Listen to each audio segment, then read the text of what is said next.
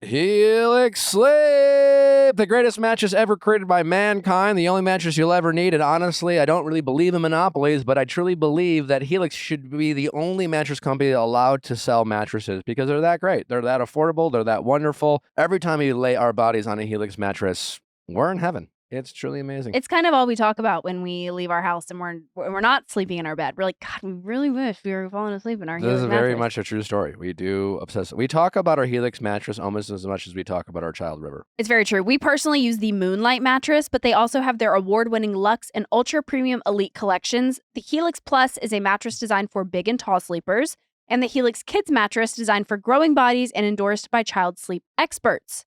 Helix knows there's no better way to test out a mattress than to sleep on it and own it. And that's why they are offering a 100-night trial and a 10 to 15-year warranty to try out your new Helix mattress. I've never heard of anyone actually getting a Helix mattress and not being obsessed with it and returning it. But hey, you get to try it for 100 nights regardless. Helix is offering up to 20% off all mattress orders and 2 free pillows for our listeners. Go to helixsleep.com/VIALL. That is helixsleep.com/VIALL. With Helix, better sleep starts now. You're crazy.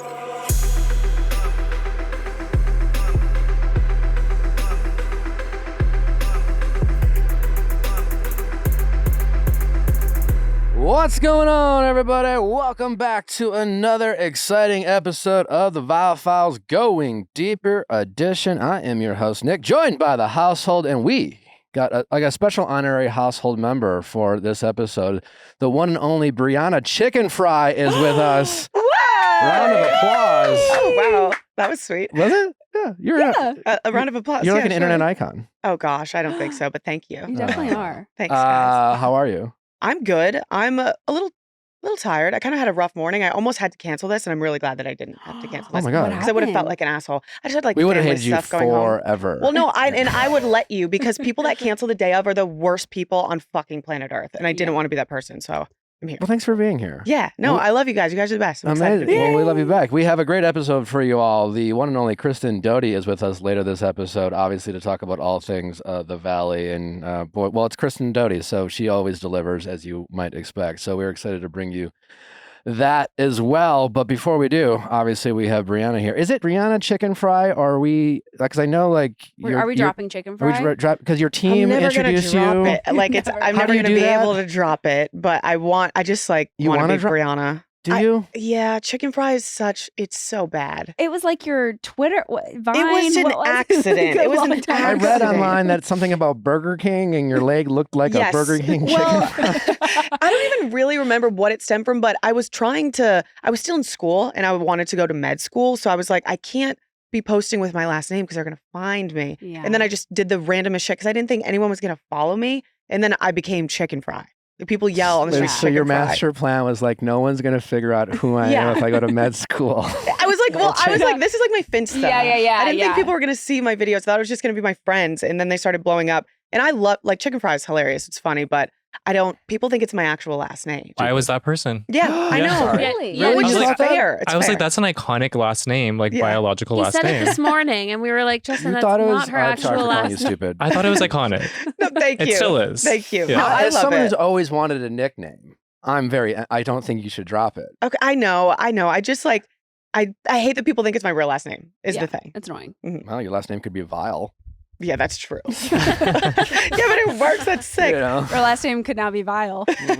Yeah, you had to switch to Yeah, it. Like, was that ever a thought, or was it just like, Honestly, I think what was more of a thought was Nick's mother's maiden name is Parker. ooh, that's cool. And like Yeah, Nick I know. Parker, Natalie Parker. I was like, that Parker's would be so cool. sick. It's just from Spider-Man. Yeah. I love my life. I want to be clear. I feel like I honestly feel like I'm on a heater lately. Like, life's been good, Okay. you know. But I do feel like if my name was Nick Parker, my life would It might be be better. drastically different. Mhm. Like, It's an iconic name. It's like I sounds like would- a stage name. yeah, I would always be like, "Hi, I'm Nick Parker." Mhm. It wouldn't be like, "Hi, I'm Nick," and now I'm like, "Hi, I'm Nick." Well, no one can really pronounce it. It's like Viall, or is it Yeah. Viall? You know, so it's like, yeah. But I do think my name would be different. Yeah, Nick Yeah. Parker. Life would be different. To answer your question, I'm definitely, I don't give a shit about stuff like that per se. Well, like, Natalie doesn't use her last name. She goes by Natalie Joy. And like, I mean, Did you change your last name officially? No, that's like a whole thing. I've got to like go to Social Security office. Gotta, Yeah. like, Yeah, it's a change. whole thing, like, right? It's like can't I just change on Instagram and it be like the same thing? Right? Can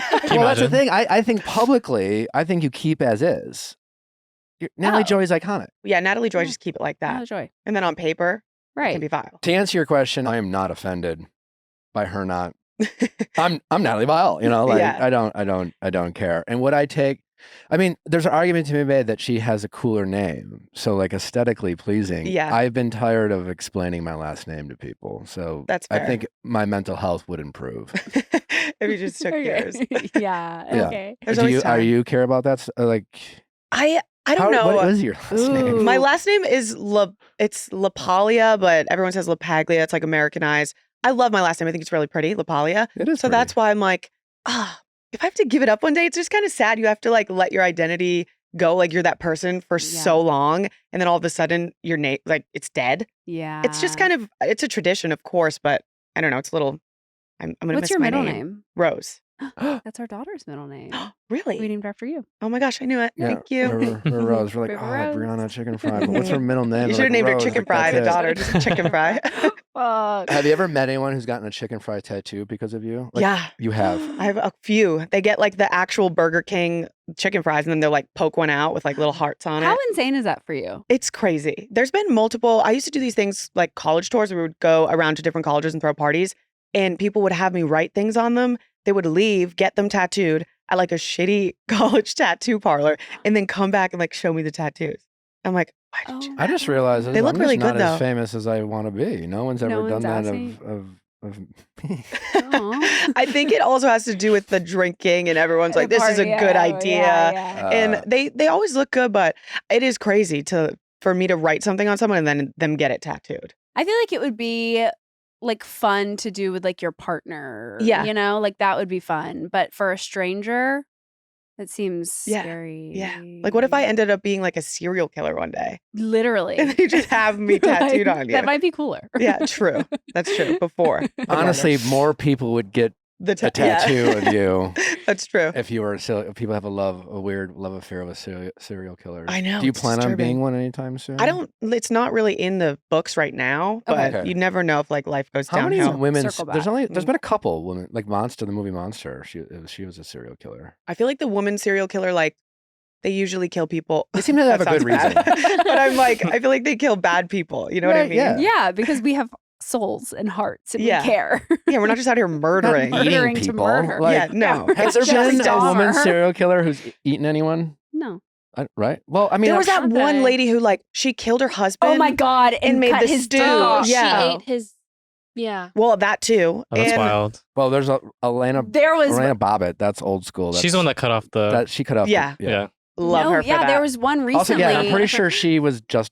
It seems like she was a bit of a victim. Yeah. Yeah. Right? I feel like there was one recently where she chopped his head off and it was like in a bucket in her parents' basement. And her parents like came down. This was like a recent Justin, get thing. A Bucket recent head. Yes. Bucket head. in the head in the They were like parents' basement? dating and she lived like in her parents' basement and they were like definitely some drug users. And she cut off his head, put it in a bucket. You're going to pull it up and you're going to find it. And you're In gonna- Wisconsin? And then did her parents Was it found? Wisconsin? Oh, Yes, it was Nick. Wisconsin. Wisconsin Yes. has a hand. And then Like her parents found Wisconsin it. has a serial killer problem. Oh, Well, they're no. bored. Yeah. They're cold Like- and bored. Yeah, they're just Jeffrey bored. Dahmer, Wisconsin. Ted Ginn, Wisconsin. Wait, Jeffrey Dahmer was Ohio, I thought. No, Wisconsin. He was a Ooh. he. It's his first murder was Was Don't in in take Ohio. Ohio? this Okay. from him. Okay. Yeah, no, this is ours. Wisconsin. Don't take this from me. Oh, He's okay. very Uh, proud. I stayed in the hotel that Jeffrey Dahmer murdered some people in, the Ambassador Hotel in Milwaukee, Wisconsin. Wait, because like you were into it, the like scary Ew, part. yeah. No, it was like a few years after it happened, and like the Ambassador Hotel like did a refresh, and it was like An influencer collab. It was like no, this is before Okay. that was anybody. That's crazy. And we like went to a concert, and we are like, well, we should stay there, and we just like knew that this had Holy happened. It was shit, like gross. still a working live hotel that had a lot of history, including It wanna sucks Jeff. for the hotel. It's like Yeah. it wasn't their fault that he murdered people there. I'm surprised they wouldn't like close after that. I You know. Like, Maybe it's someone's like family business. this and is they're like, yeah. business. I don't know. It's Actually, true. it's probably becomes a literal tourist attraction. Honestly, true. Yeah, people probably make YouTube videos there all the time. Scary. Yeah. That's like Cecil Hotel downtown Mm-hmm. LA. Mm-hmm. Scary. Scary, spooky. So you're in LA right Mhm. now, Yes, I traveling am. with the boyfriend. Traveling with the boyfriend on So the you're on road tour. again. Yeah, I'm on tour What's for. that like? I think people have a vision of like the tour life as this crazy, awesome, like glamorous thing, but it's really just he's work, work, work. It's very boring. And it's like a lonely thing for him. That's why I'm on it with him, because he's just in, like, picture you play an arena. You have to be there at 2:00. You go into the arena. There's no windows. You go into the basements, concrete walls. You're around the same people that you're around every single day. You have to practice. You have to do sound check. It's like the same thing over and over. And he's a very type of guy that keeps to himself. So he needs like that one person, which is me. And I feel bad if I leave. Yeah. So I don't want to like leave him in the dust. And I think it's really like a testament to our relationship, me being on tour with him and trying to, help him through it. Cause he works so hard and I feel like he doesn't get enough credit for it. Oh, That's Yeah. good to hear. nice. Yeah. Yeah, I but- think with rock stars, you always assume it's like this thing they do, like this. There's no Like it's no not rock work and roll or whatever. Yeah. Like they're just playing and whatever. So it's Yeah. and also like like I'm glad. Thanks for sharing that. Like the tour life. That's why I asked, because I don't know Yeah, what it's like. I think you watch these like TV shows from the '80s, like the hair band era, and it's always like sex, drugs, and rock and roll and all this like crazy shit. But I'm sure there are bands like that, but his band is a group of like the most amazing, incredible guys. They're all pretty much married with children. So they do their shit, they play their show, they play the hell out of it, then they go to bed. There's Oh, no I love partying. that. Like my I friends, love it's fun. awesome. yeah, my friends come and they're like, so what are we doing after? It's getting crazy. I'm like, nope, We're going to game bed. of pool, probably go to bed. I know you don't know this, but like I like country music because of Zach. Truly? Truly, like Yeah. I've never been a country music fan in Mhm. general. I just wasn't. Started dating Natalie. She tried to get me into it. Mm-hmm. Right. Definitely some good songs, but like she played Zach, and Zach, I think is more like, to me, we were going to a concert. We went to his concert, and Mhm. people, I was actually talking to Josh Peck about Zach, because he wasn't a country music star, Yeah. and I was like trying to describe it, like compare it. I'm like, it's more of a modern day Johnny Cash, Yeah. where it has like a rock and roll element to, and it's great storytelling, and yeah, I love his That's music. the difference I feel about his music is like the lyrics. They are stories. It's storytelling. It's not like country and beer and fishing. Yeah, and yeah, yeah. and basic they're things, good which those are stories. They're fun. fine. But that's not everyone's cup of tea. And I think Zach isn't truly just a country artist. I think he's just like kind of all over the board. Maybe like indie folk. He does everything. So Mhm. I think when people find his music, they think they're country fans, but it's kind of like you're like Just so you're teetering. saying I'm not quite there yet. You're not there Yeah. yet. Yeah. But like it's She did take in me its to own realm. Stagecoach later, but it was Okay. my Yeah. gateway drug to country music. Yeah. But I agree with you. I think calling him just country is probably Yeah. selling him. But short. country's so fun. Music, like the vibes around it, all the Mhm. people, everyone's so nice and happy. I love the country world. It's been cool to be immersed into I it. also did propose to Natalie during Something in the orange. Something in the Orange. Did you? Yeah. And then he didn't play it on Sunday, which is kind of a bummer. I know. Fuck. Sorry. Yeah, he doesn't really Yeah. play it anymore. But we went last year. When he played last year here Mhm. at Crypto, Yeah, he we played went it, yeah. and he played it then, and it was obviously that was like right after we had gotten engaged, a couple months after we got engaged. Oh, And so it even was like- better. It was Even yeah, it was better. very Yeah, special. It But was right then. Zach is he's got a big. Nick has a tattoo of a lyric. Wait, which one? Whoa. Should I I've- just show her and I- then see if she can identify Yeah, the yeah, lyric? yeah. Oh yeah, no, I'm so mad at this. I'm so mad at this. Okay. All right. Oh, find someone that grows flowers in the darkest part yeah, of you. yeah. I love that. Yeah, That's a yeah. cool tattoo. Yeah, he's a great artist. Anyways, I'm a fan. At the concert on Sunday, he was talking about you and how it was your idea to reach out to Matthew McConaughey for his Yeah. music video, For 9-ball. which I love to hear. And like how, first of all, it's just like cool to see. I mean, you guys are relatively in an early relationship. It's like, how long you been dating? Yeah, we've been dating like a year. Yeah, so that's not that long. Mhm. And like, I think it says a lot about a relationship for someone to, go to their partner and kind of like ask their input or give them the credit for having the input and involve Mhm. them, as opposed to like kind of trying to separate it. Yeah. How did that all even come to be? You just had the idea, or like were you nervous about like even bringing it up, or like what is that? No, I that feel like? we help each other so much. Like on his new album, I feel like I'm his go-to person of like, is this good? I have just like a different view on, I don't know, music. And I feel like I'm in this like influencer world, or I'm just like in a different culture than he's in. So he really values my opinion and I really value his opinion. So for my podcasting or when I'm making videos, I go to him, he comes to me. It's a really cool, like collaborative relationship. Then we were talking about the 9-ball video because Zack had just written it and they couldn't figure out who to put in it. And I like saw the vision of the video. Have you guys seen the music video? Yeah. Yeah. So in my head, I'm like, the only person for this is Austin, Texas, like Matthew McConaughey. And I brought it up to him and he's like, there's just no way. Like, this is not going to happen. And I forced him to DM him on Instagram. And then we're sitting in like the hotel in Australia, just me and him. He's like, oh my God, he answered. He texted him. He sent like a voice memo. Then they're on the phone. I'm like recording it. We're freaking out. We're just like, we're fangirls. Like we love everyone. So it was like, I don't think Zack realized how big he is. And like that it was an honor for Matthew to talk to him. But we were like, oh my God, Matthew McConaughey's on the phone. And then we picked him and it's really sweet that he shouts me out every show. That is It really is sweet. very sweet. Also, like I didn't realize that Zack's only really been on the scene for like 4 years, Insane. which is nuts. Isn't it scary that things can happen that fast? He's just been like on Especially, an upward. I don't know much about the music career. I don't know anything about the music industry. Yeah. But what I thought I knew is that like it's such a long grind and that like before you even pop, there's all these, and it seems like for whatever reason, Zack was able to skip a lot of that in a way. Is that accurate?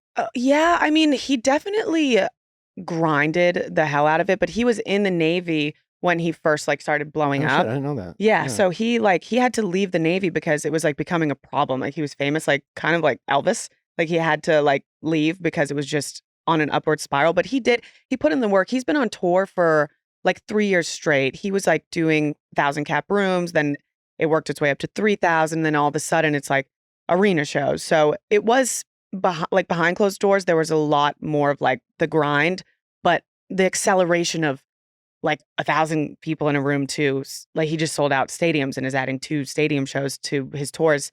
I've never seen anything like it. Like I don't even know who to compare it to. It's wild. It really is. His fans are amazing. And I think it's just due to his songwriting. There's not really a lot of songwriters left, I feel. And he's one of them. Yeah, no, he's as someone who's not good at listening to the lyrics, he's really good. Yeah, he's really good. Where you're like for me, like Natalie knows every lyric to every song. And I like will zone in, zone out. But like when I zone in, I'm like, oh shit, that was pretty good. Yeah, like, it's great. And he writes it in like literally, I'll wake up, he's writing a song for 10 minutes. It's the next big thing. I'm like, how do you fucking do that? He was like, he was a geek growing up. Like he didn't like sports, he liked poetry. So that's why I love him. He's a sweetie pie. Sweet. Yeah. What makes your relationship work the most? I think because we understand. I've never dated someone else in like the spotlight. Him, obviously, times a bajillion of me, but I've never dated someone that kind of like understands what we go through of like being under scrutiny all the time or like under a microscope. So us being able to know that we need alone time or we like the hate that we get on the internet and just like being able to relate on a level like that has bonded us so much. I know it's a stupid question because every public figure does, but I always get the impression like someone like Zack wouldn't get the hate, or is he like everyone else? Certain people find a way. Yeah, there's people that hate everyone, but he definitely gets scrutinized a little bit for like things in his past or just like it's silly stuff, but obviously he gets a lot more love than hate. Yeah. What's as far as you, what is the you being in the public eye, it's like I think like internet personalities and reality TV stars kind of very similar fan bases where it's a lot of fandom and then there's a lot of condescension of like, why should you be in this position that you're in? And like, I get it. Sure. Yeah. But what is something that maybe you've learned about yourself through all these, through the years that you've been in the public eye that, you would have done differently, or something maybe you learned from your relationship about being in the public eye that you're glad you've learned that you wish you maybe would have implemented a couple years earlier? That's a really good question. I feel like in the beginning of like my rise on social media, I would respond to a lot of hate and I felt like I had to prove myself or I had to defend myself over and over. I think that makes you end up looking a little silly, just like always being like, no, I'm a good person. You don't know anything about me. Just to like constantly feel like you have to like stand up and defend who you are. Like half the people on the internet don't deserve to even know you if they're going to comment terrible things. So I Not think I even spent half, but yeah. yeah, I spent a lot of time, I think, like trying to not prove myself, but defend myself when people would say terrible things. And like I fell into the traps of like being evil back to them and just like saying nasty shit. And I'm like, I'm doing the same thing. I wouldn't have done that, I don't think. And I think it speaks volumes when you just kind of take the high road and let people say what they want about you instead of like, And just like not even give it air. yeah, because It's if so you have to hard, defend though. something Yeah. so hard, it's like, I don't know. I just don't think it's worth it because people in your life know you and love you and they know who you are. That's the hard part too. It's 'cause like someone makes a comment or says something about you, or even an article or in your comments, and we talk about this a lot, where it's just like the only thing that's going to give it the oxygen that we don't want it to have would be us. You Right? know, it's Yeah. just like even if it's like 500 people Mhm. talking about you, that's nothing compared to like if you were to like once Yes. you go on your social platforms, be like, you know what, I'm fuck you and never You done open the this. floodgates. Yeah. It becomes exponentially that much more of a story, and it's like everyone's gonna have to learn that tough lesson. I know.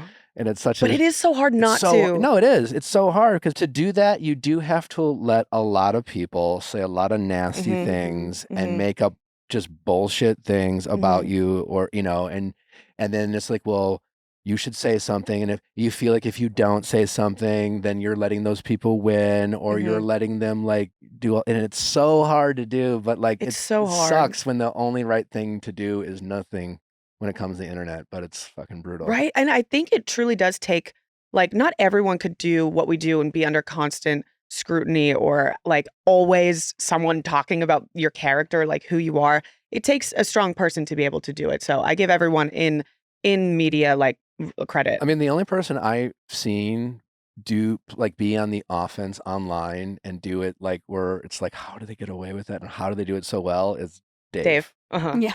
And I'm He's always one of a like, kind. no, So it's just good like, at it. fuck, he's so good at responding to fucking I bullshit. Where know. it's just like, I don't know if I could do that, or I even have the fucking guts to do what I he does. But know. it's It's just so honorable. I'm like, how do you do it? And then he does it in like such a brash way, but I'm like, it's tasteful because it's funny. And you're just like, that's his demeanor. I think he's been like that his whole entire life. And also, he's like, who the fuck are you? I just built like a $100 million company, so he can shit talk all he wants. I'm honestly shocked people still try to like come for him because it's like, Why would you do why that? would you do that? He's Like, scary. I think there was that one girl who was like, Dave stole this. It was like some Oh my podcast. gosh. Yeah. Yeah, that was terrible. He That's a was move. like, Yeah.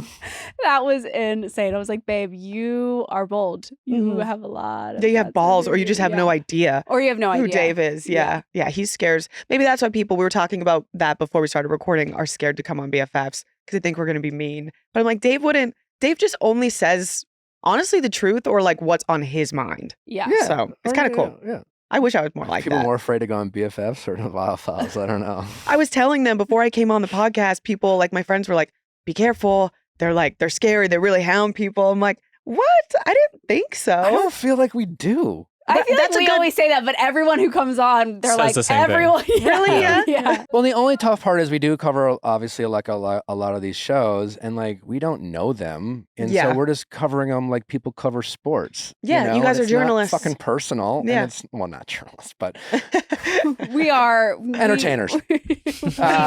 We are comedians. We say this is all just a bit. It's all I just love a that. It's skit. all a bit. Yeah. Life is a bit. That's how Yeah. I've been walking I think through it's it lately. yeah, but I don't know. I think in your space it can be a challenge to like figure out what's next. I think you've For done sure. an amazing job. So many people like you who got to start like you have come and gone. You know, even some of the bigger names, some of the bigger TikTok stars, they might even have like 15 million fucking followers. Mhm. And honestly, like, I forgot they existed. I know. And yet you're still like very much like top of mind. You've actually taken a leap that's been more like niche TikTok into more mainstream from like a lot of the things that you're doing. But what's been your secret recipe and what do you think is next for you? Yeah, exactly what you just said. It is so scary to like be in this space and not like there's no expiration date. Like it could be tomorrow or it could Mhm. be in 10 years. You don't know what's next. And I think I owe so much to Barstool for me, like staying in the public eye. If it weren't for Barstool and like having the platform to do my podcast or being on BFFs and like just having all the creative tools and freedom, I don't think I would I don't even know what I would be doing right now. So Barstool definitely helps. I also have a 2-year contract with them still that I just signed. So I'll be there for 2 more years. And I think after that, I've been working on like short films and I'm trying to get into that space. Okay. That's what I was my like minor. to produce, school. direct, act, all of the above. And write and direct. Right Yeah. and direct. Yeah. That's what I want to do. That's been my dream forever. And I think this is the perfect job to get me in the door. Like I've just been meeting all of the people I've like been idolizing my whole entire life and being able to be in rooms with them and like talk to them and then have their phone numbers. I'm like, holy shit, I love this job for that. Oh my God. How is Lana Del Rey? I saw you hanging out with her. I'm like, Oh my I'm God. obsessed with her. She her is music. so fucking normal and cool. Really? And I like, okay, so she was at Hangout Fest. Zach was a headliner on Sunday. She was a headliner on Friday. And she stayed to watch his set. I was trying to get her to sing with him. I wanted it to happen so bad. Didn't happen, whatever. But Zach's manager was like, I don't want to be creepy and like go grab her and talk to her. And like, can you just like, I feel like I'm usually the groundbreaker or the icebreaker for a lot of people. And he sent me over and he's like, just bring her over and like make sure she's comfortable. And we hit it off. She just started talking to me. It was like we were best friends. She was talking about like her life, her dad, all the stuff in the industry. And we just sat together for 2.5 hours and just talked and chatted. Yeah, I saw videos of you guys hanging out, and I will say I was envious of you. Oh my gosh, I was envious of myself in the moment. I'm like, live in this moment. But also, we were at this music festival, and I hadn't been to a rave in a really long time. Like, I used to be a really big EDMer, but I'm on the road with Zach, so I'm like, open the gates. Like, it's sometimes I miss it. I was itching for like an EDM show, and there was an EDM set going on. Dom Dollar was playing. And me and my friends were there and we were like, oh, we have to like take a little bit of mushrooms for this. Yeah. Cause like, obviously. Yeah. And we did that. I didn't realize I was going to be hanging out with Lana Del Rey like the whole night. But you were So- on mushrooms and hanging out with Lana. So I get back. I think it helped my case. Probably. I think I was more confident. I was more talkative. I was You're more, like, yeah. I don't know if it was Lana Del Rey, but it looked just like her. just like her. But I think it helped my case. And then I realized like halfway through talking to her, I'm like, oh my God, I'm kind of like tripping right now.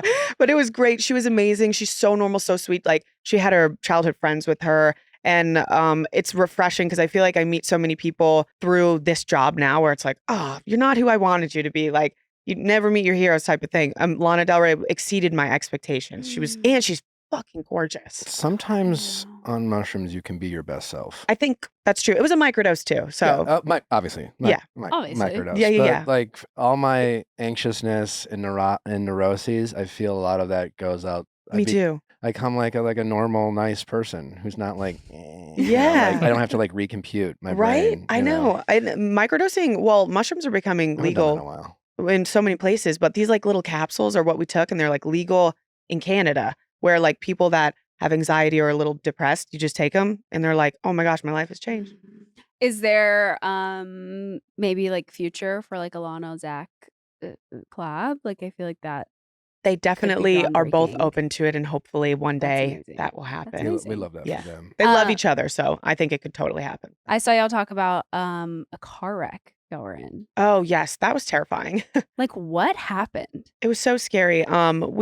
And it sucks because we were having like the best day. We finally had a day off from like the tour, and we were like fishing. We were country mode. We were on this like farm, and it's like 100 acres. And after we go fishing, we're like, oh, let's take the side by side. People don't know what a side by side is. I didn't until like the other day. It's like pretty much a golf cart on steroids with like a windshield and doors. And Oh, sure. You're like, yeah. okay, it's like a in between a car and a golf cart, somewhere in the middle. And like a Jetsons mobile. If you've ever seen that's probably I'm probably aging myself. So I don't know shut the fuck that. up. Yeah. But we drove it around and we went we were like up on the side of the mountain. We had to go around a stream to get down.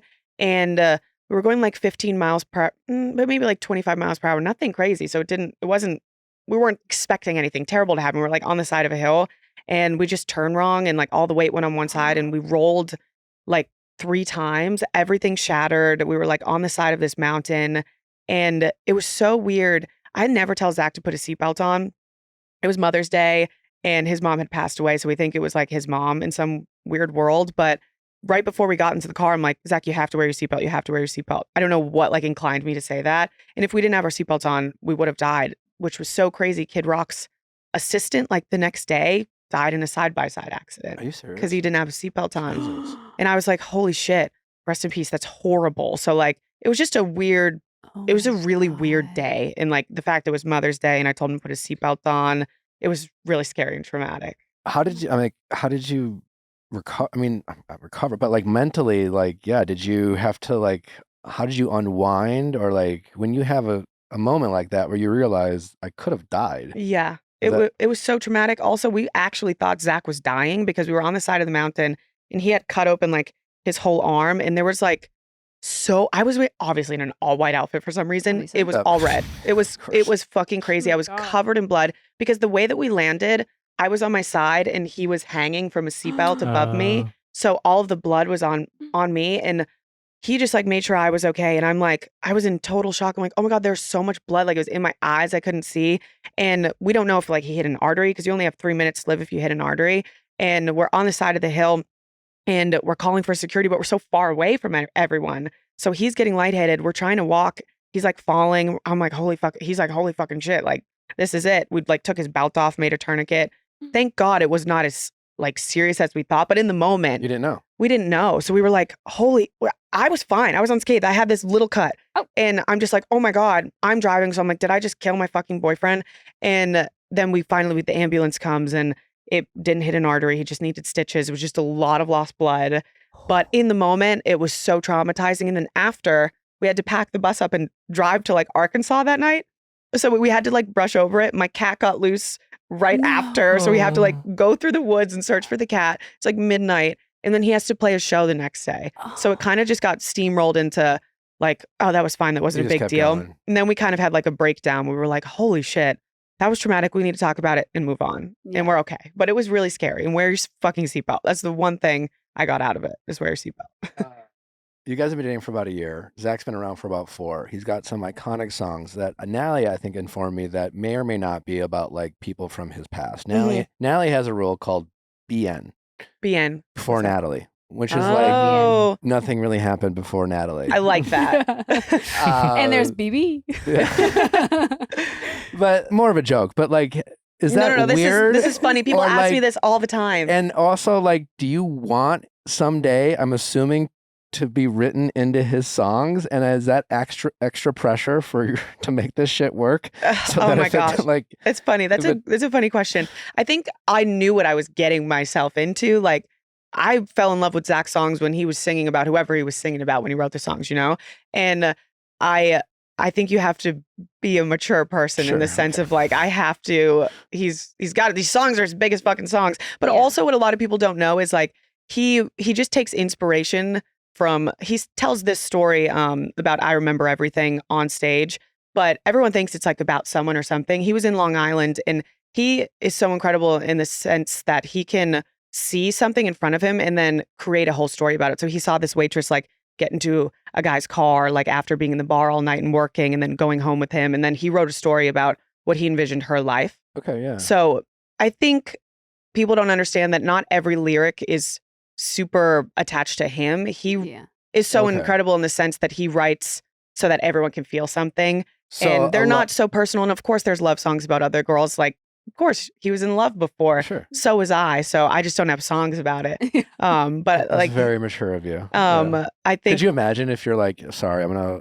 I can't. You have to take these You off. can't off sing the this. set list. Yeah, Yeah. no, I'm like, I no, some of won't. those are my favorite songs. Like, what the fuck? No, I think it's just like, yeah, you just have to realize that's life. And there were people before you, sadly, but the new album definitely has some sweet ones about me on it. So Hell yeah. yeah, they're Can we cute. say which ones? Well, the album's not out yet, All right, but we'll they're really follow up. sweet. We'll Yeah. follow up. Follow up, yeah. In your just career in general, who is someone that you really were starstruck that you got to meet that did live up to your expectations? And if you're able to share one who didn't, that would always be great. But Oh yeah, I know. I think the obvious one for me, at least, growing up, I grew up on Tana Mojo, and I just loved watching her. Like I feel like she's probably the reason I'm doing what I'm doing. She just inspired me, and meeting her, I was like, you are better than I thought. You're just a sweetheart. She like welcomed me with open arms. She was so nice and normal. like less intimidating than you thought? Yeah, I just think like you're that bitch. You don't have to be nice to me. And because I was nobody when I met her, and you think in LA some people only treat people Yeah. by their stature, which I've come in contact with, but Mhm. she is totally doesn't matter who you are. If you treat her with respect, she treats you with respect, and She was really sweet. Same with Brooke, but Tana was my number one because I grew I up love watching her. them. I I don't- met Tana. Oh, really? Yeah. Brooke is I a met friend. Brooke. Yeah. Yeah. Yeah. Brooke is a She's sweet. sweetheart too. I was just with her. But someone that didn't live up to my expectations, I always say it. Logan Paul was mean to me, but whatever. That's like obviously, right? Obvious. Yeah. By the way, yeah, the Tyson and Jake Paul fight. I'm so sad that Did it actually got get canceled? I think it got postponed, I postponed, think. not canceled. I've been like planning my whole fucking summer around this. Why did it get postponed? Apparently Tyson had like an ulcer on a plane or something. Like he's Ulcer old. flare up. Yeah. So Oh, old dude, people issues. he shouldn't be fighting. That's Yeah. crazy. No, but like I'm definitely one of those people who absolutely paid money to hope to see Jake Jake, get his ass kicked. And Mhm. unfortunately, Jake is better than most people want him to be. A I credit know. to him. Yeah. And, good for him. But Mike, I was know. going to like come in and like, There's still time. It's still gonna happen. Hopefully. okay. Have you met Jake? I have met Jake. He came on BFFs. I didn't really like meet him. He just came on the podcast and left. Sure. But he was down to earth. But that's the thing about meeting these people that we watch online or we see like on reality shows. They are in some sense a character, Mhm. and sure. they're not they're not exactly what they put online. They're like I think it's like an exaggerated version of them. Or you're just seeing a side. Yeah, not they're- all of it. Yeah. Under a very specific situation. And Mhm. if they're not in a situation, then they're, Yeah. you know. When people meet me, they want me to be more like talkative or outgoing and crazy because that was like how I started on the internet. And I'm pretty much a really reserved person. And Are you I more think, introverted? yeah, I think I let people down and it eats me alive. I'm like, fuck, I need to be louder or more crazy. But I let people down all the time. yeah, it makes me Oh. sad. But I'm like, that's just like that version of me on the internet. I'm not like that 24/7. People would hate me if I was like that. What else is something that people don't really like that misunderstand about you or don't even know about you? I think a lot of people on the internet misunderstand. I'm like very bad at showing my emotions or like I'm kind of monotone and people think I'm like uninterested or annoying or boring or like Boring. annoyed with people all the time. And I'm like, oh, fuck, that's just my face. And I'm actually a listener. Like I could sit here and I would listen to you guys for hours. Like people tell me all their secrets. Lana Del Rey was telling me all of her secrets. I just have a very welcoming like aura. You can tell me anything. And I think people, when they watch me online, they think I'm just like a stone cold, but it's not. And I Oh, wish yeah. that's one thing I wish people, like if they met me in person, they would understand, but it doesn't translate well online. I'm like, I'm not a bitch. No, I agree. It's extremely hard to show like your true personality, Mhm. who you are like around your close friends or how you are Mhm. in person online. It's so hard because I get that same thing where it's Yeah. like, and it's been easier to have this podcast. I think people have been able to see a little bit of it, but even then it's like, I just like, if you just met me and you would be like, know, oh that's my the God, thing. it's always it. It's like, if you just met me, you would like not say something. You would not say that. Like, you'd be like, oh, she's so sweet and she's so fun. Podcasts help a lot Yeah. though, because Yeah. you get to really like talk and show who you are. Yeah. As which a is fellow nice. introvert, you definitely get mislabeled as a dick Right? when you just want to be quiet and Yes. observe. Yes. And then especially like, you have an intimidating presence and you're a public figure. And so like people look at you and then,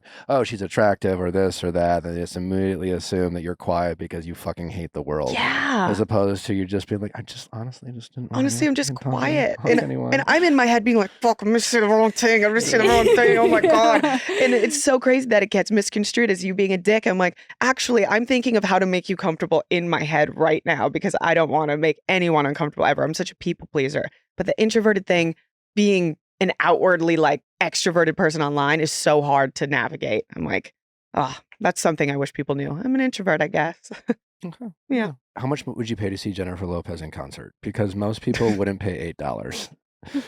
I was going to say, I Wait. don't think I would really go. She Her canceled her tickets were tour. $8. Right? Shut up. $8? She Dollars? wasn't able to sell at stadiums, and some stadiums had tickets as low as $8. You know what? Her team is so fucked up, or maybe she is just so delusional. Why would they have her selling stadiums? Yeah. Mhm. She should be doing arenas, maybe. My guess is Amphitheaters. it's because it's hard to go back. You know? Was she selling out stadiums? I'm I don't sure maybe at some know. point. Oh, is this her like first stadium tour?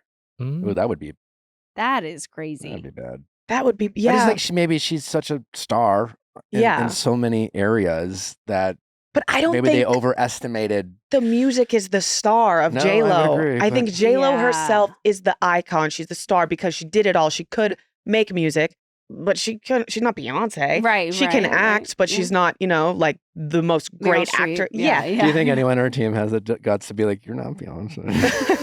No. I know. Someone has to tell her the truth. But that's the thing. Like, she is such an icon because she can do it all, but she's not the best at everything. I think she thinks maybe in her head she's the best at Yeah, everything. yeah. Which is like, dude, she does way more than I could ever do, but she oversells herself clearly if she's trying to sell out stadiums. Who is that person in your life other than maybe Zach? He's your partner, so I'm Mhm. assuming on some level he's your like person who can check you. But who Mhm. besides Zach is like the person in your life who keeps you grounded, keeps you, not Brianna chicken fry, but just Brianna, and like keeps you honest with yourself so that you don't lose sight of like who you are, let the tension or fame get to you.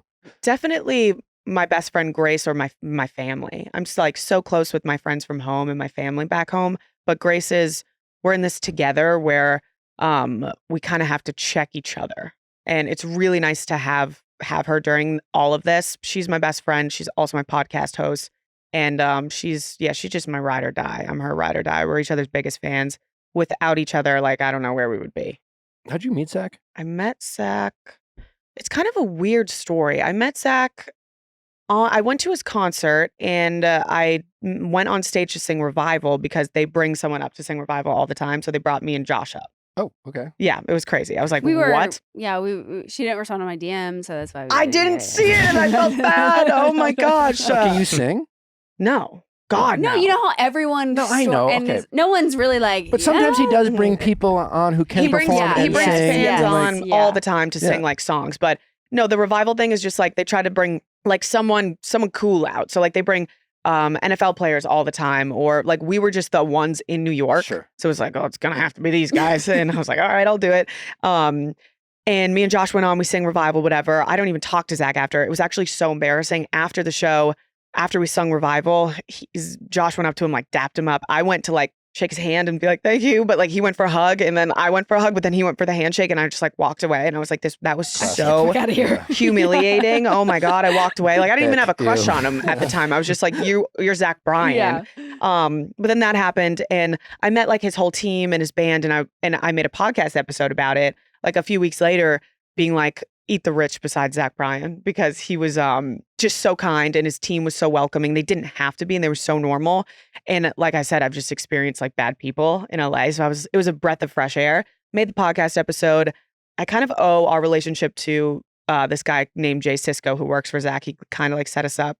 And he sent the podcast to Zach. Zach listened to the podcast. He posted it on his story and then DM'd me. Thank you so much. And then we started DMing. But then we had never met in person yet, like actually talked in person. We just had Sure. and then I took a Awkward, fan yeah. picture with him at the CMAs before that. And we started talking and texting. And he was like, I have to drive from Philly to Oklahoma. Do you want to come? And I'm like, So your first day was a road trip. an 18-hour road trip. Hell yeah. That was our first Wow. time meeting. And then we just fell in love in the car. And then we like haven't separated since. Oh my I love that. God. Yeah, it could have been the worst date ever though. Yeah. Like you what could've if we I'm didn't? fucking trapped. Oh, well, Yeah. I mean, that's how we met. Wait, how'd you meet? She DM'd me. Okay. We exchanged some messages. And then I was like, I'm going to New York. And she was living in Savannah. And I was like, well, if you're not doing anything. And she's like, I have friends in New York. And I was like, I have to be there anyway. See you this week. Oh, that's cute. she's like, and I'm like, and then very long story short, it was like, I'll just stay with you in your hotel. Mhm. And we were both like, hope you don't murder me. Yeah. There was Hope a little you're bit normal. of, That was Yeah. the yeah. thing. We like yeah, each we had like other. separate beds because like I came to Oklahoma and we stayed in this Airbnb and we had like separate rooms and like we took a nap on the couches like this and we like napped separately. It was so weird. We were like scared to touch each other. Yeah, so I Yeah. get it. It was scary. I mean, our friends who married us, that week, and I reached out to him. I'm like, so I'm hanging out with this girl. I don't know anything about her. Like, I hope she's cool, but if not, can we just all get together? And like, yeah, I an basically, escape plan. I Yeah. asked for like help. yeah. She turned out being Yeah, pretty it cool. seems like it kind It of worked works. out. Okay. But yeah, it's Seems like it sometimes worked those out. full on dates they can go one way or the other. Yeah, yeah. it worked out for A us. road Look, trip. Yeah. Love that. Good old road trip. RT. That is really crazy. Do we want to go through any rapid fire pop culture topics with Brianna before we let her go? Yeah, I mean, we could circle back to last names because Shiloh Jolie Pitt Oh, wants to yeah. change her Oh. last name. It really makes me sad because like Brad Pitt is like You love I him. love him. You're And- Brad Pitt guy. So, Big Brad Pitt guy. She What- wants to legally remove Pitt. But yeah, because it seems like his family fucking hates him, and that's remember that shit came out about the private jet Yeah. flight of like the fighting and stuff. yeah. So I feel like there's so much behind closed doors. Also, if he was married to Jennifer Aniston and then left for, I just think he might be a bad guy. Also, so? what He's you too pretty to be a good guy. Truly, what you told me recently about his like son, like went on his Instagram story. Yeah, no, he's like said he's a And piece of shit. bashed him, yeah. Like- not even like he didn't like allude to it. He was like, "You're a horror. Like I hope you like rot in Happy hell. Father's Day, you piece of Yes. fucking shit. How old is the son?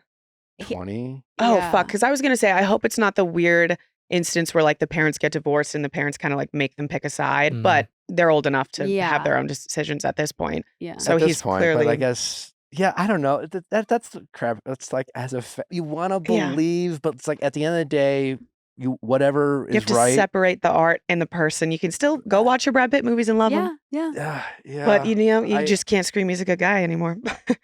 Yeah, because recently a report came out said he's really sad that she wants to change his name I saw that. or something. I mean, imagine your children hating you publicly. That's gotta fucking suck. I mean, but he And- must have done something. He just must suck. Or does he not care? Is he like an absent father who is just like, yeah, fucked up and I guess bye? Or That's what I'm getting, and I Well- feel like the Angelina Jolie is such So present. the best and the present and Yeah. like just this most like heartwarming human being. So maybe like the brashness of them being so different, they're like, Dad's bad, Mom's so good. That could be a possibility. I don't know. Oh, wow. One's enough for me. yeah, I was about to say you don't Yeah. just hit him once. Yeah, that's just the Next. public one. In some other sad news, Halsey posted on her Instagram. Oh, I just saw this. Yeah, she said she's lucky to be alive amid years of long health battle. But what was the actual health? I know she like said lupus? yeah, let me pull up. lupus. Was that it? She posted an Instagram and the caption was, "Long story short, I'm lucky to be alive. Short story long, I wrote an album. Mhm. It begins with the end, out now." I'm best friends with her little brother. We were together last Oh, night. really? Yeah, Oh, okay. and he was telling me that this was going to come out today. She was really sick, and I guess she's been fighting it silently. And he was just talking about how incredible it was to watch her go through it, Mhm. and also like make this insane album. And she's a one of a kind. She's very similar to Zack, and like she loves her art so much, and she's so passionate. She's really cool. So Is her little brother like, are we optimistic about? yes, we're good. Okay. I think they're excited for the future, and I think Great. she was waiting to be ready to share it. So yeah, she's Well, been struggling for a little I'm bit. sorry that she's not doing well. I'm glad that she's Made On the something way- out of it, which made is something out which of is it cool. on, Yeah, on the up and up. She tagged the Lupus Research Alliance and the Leukemia and Lymphoma Society in her post, Oh, shit. Okay. but she didn't disclose whether she was diagnosed with either of those. Oh my gosh, that's heartbreaking. yeah. I So just hope sad. she's She has, okay. she has a Yeah. baby too. I do love her. Yeah, She's got some great songs. she's incredible. I saw her in concert like 2 years ago, and it was the most insane. I wasn't really a Halsey fan. The most insane shit. She puts on a show. So the fact that she's going through all that and then probably going to tour again is I just saw her incredible. perform at the AMAs, which was great. Yeah. But She's a bad bitch. Is what she is. Yeah. Yeah. Have you seen the new Deadpool popcorn buckets? Yes. Insane. Have you guys seen What these? is Yeah. this? It's like the Dune ones, how they did the weird shit. the So- Dune ones where it was like a flashlight. Yeah. So here's the Deadpool ones. So basically, it's Wolverine's face with his mouth open, and like their marketing is embracing the fact that it's sexual. Yeah. In Ooh, response to like yeah. the Dune one, where it looked like a flashlight. I am not seeing the sexual part of these. Well, if you saw the bit that Ryan Reynolds posted, you would see it because Mhm. it kind of was like a, Yeah. popcorn falling like in your mouth. It's like the Wolverine's basically getting a load full of popcorn Yeah. kind of thing. Speaking of sexual things, I had dinner with two of my good friends the other night, and we were talking about porn, Mhm. and we were saying how like she was like, "Who would you rather watch?" And it was like, I think it was Corinna Kampf, Mhm. and then it was like, or like some guy, and I was like, I wouldn't like, I cannot watch a man in porn. Like that is so fucking terrifying to me. And I was like, the first time that I ever even like looked at porn, I was like experiment. I was like, what is like sex? What is all this type of stuff? I was like lesbian girl, no guy in the room ever around any no penis at all, just girls. And it was like, I feel like most girls like that's all would prefer we to watch wanna, that. Yeah. Yeah. And then our friend Paige this morning was saying, she was like, I feel like because the guys, it's like so. Well, it's like Aggressive. A lot of like, pounding. Ow, it's pound town. Yeah. Oh my! It's like sensual with women, and it's like it actually looks like it feels good. Yeah. No one's screaming like It's bloody not murder. like your like stepdaughter or something. You're always like, what the Porn's fuck? gotten fucking yeah, weird. it's not your brother. Like there's your actual brother now. It's like what the fuck? I want them to look like they're enjoying it. Yes, yes. I want them to be in love. Yeah, don't make me scared. It is interesting though, like for like heterosexual women want two girls, and like, but for me, like it's more like if two girls like doesn't, it's more like, well, where am I in this? Where am I? like, Yeah. Who's me? I don't. How do I put myself mentally Which in one this? would be Yeah. me? Like I can't. Not both of them. Can't I do feel that. like I'm no. intruding. yeah, I should leave the Like, room. ugh, like, yeah, sorry, girls. Like, I'll leave. I'm creepy. Yeah. I'm creepy. Oh, that's funny. Gotta put the tissue away. Like, I don't like, okay. yeah. Oh, But I porn. do feel like it's most women. I don't know. I wonder if that's Like all my relatable girlfriends thing, are like- all like strictly watch lesbian Yeah, porn. so basically what we want to Yeah. know is, do you and Zach watch porn together? I'm just kidding. Yeah, we watch lesbian porn Lesbian together. porn together. And for And we me, it eat must out of our be on Deadpool buckets.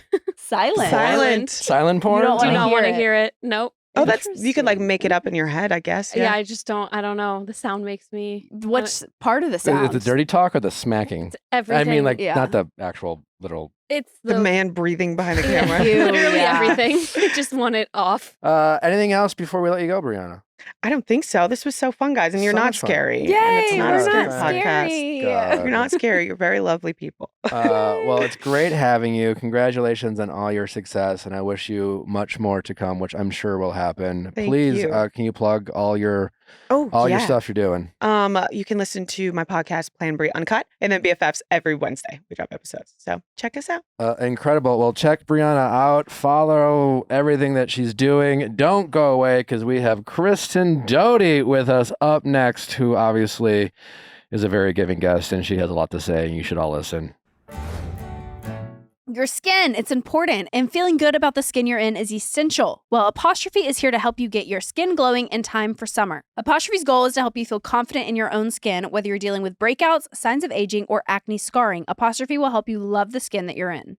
Apostrophe is an online platform that connects you with an expert dermatology team to get customized acne treatment for your unique skin. Through Apostrophe, you can get access to oral and topical medications that use clinically proven ingredients to help clear acne. All you have to do is fill out an online consultation about your skin goals and medical history, then snap a few selfies, and a dermatology provider will create a customized treatment plan just for you. The process is extremely easy. You just identify your skin goals, fill out the consultation, take some photos, and you're on your way to getting access to treatment. So stop waiting to get those dermatology appointments and just go to apostrophe.com to get your acne needs met today. We have a special deal for our audience. Get your first visit for only $5 at apostrophe.com/VIALL when you use code VIALL. That's a saving of $15. This code is only available for our listeners. To get started, just go to apostrophe.com/VIALL and click to get started. Then use our code VIALL at sign up and you'll get your first visit for only $5. Thank you, Apostrophe, for sponsoring this episode.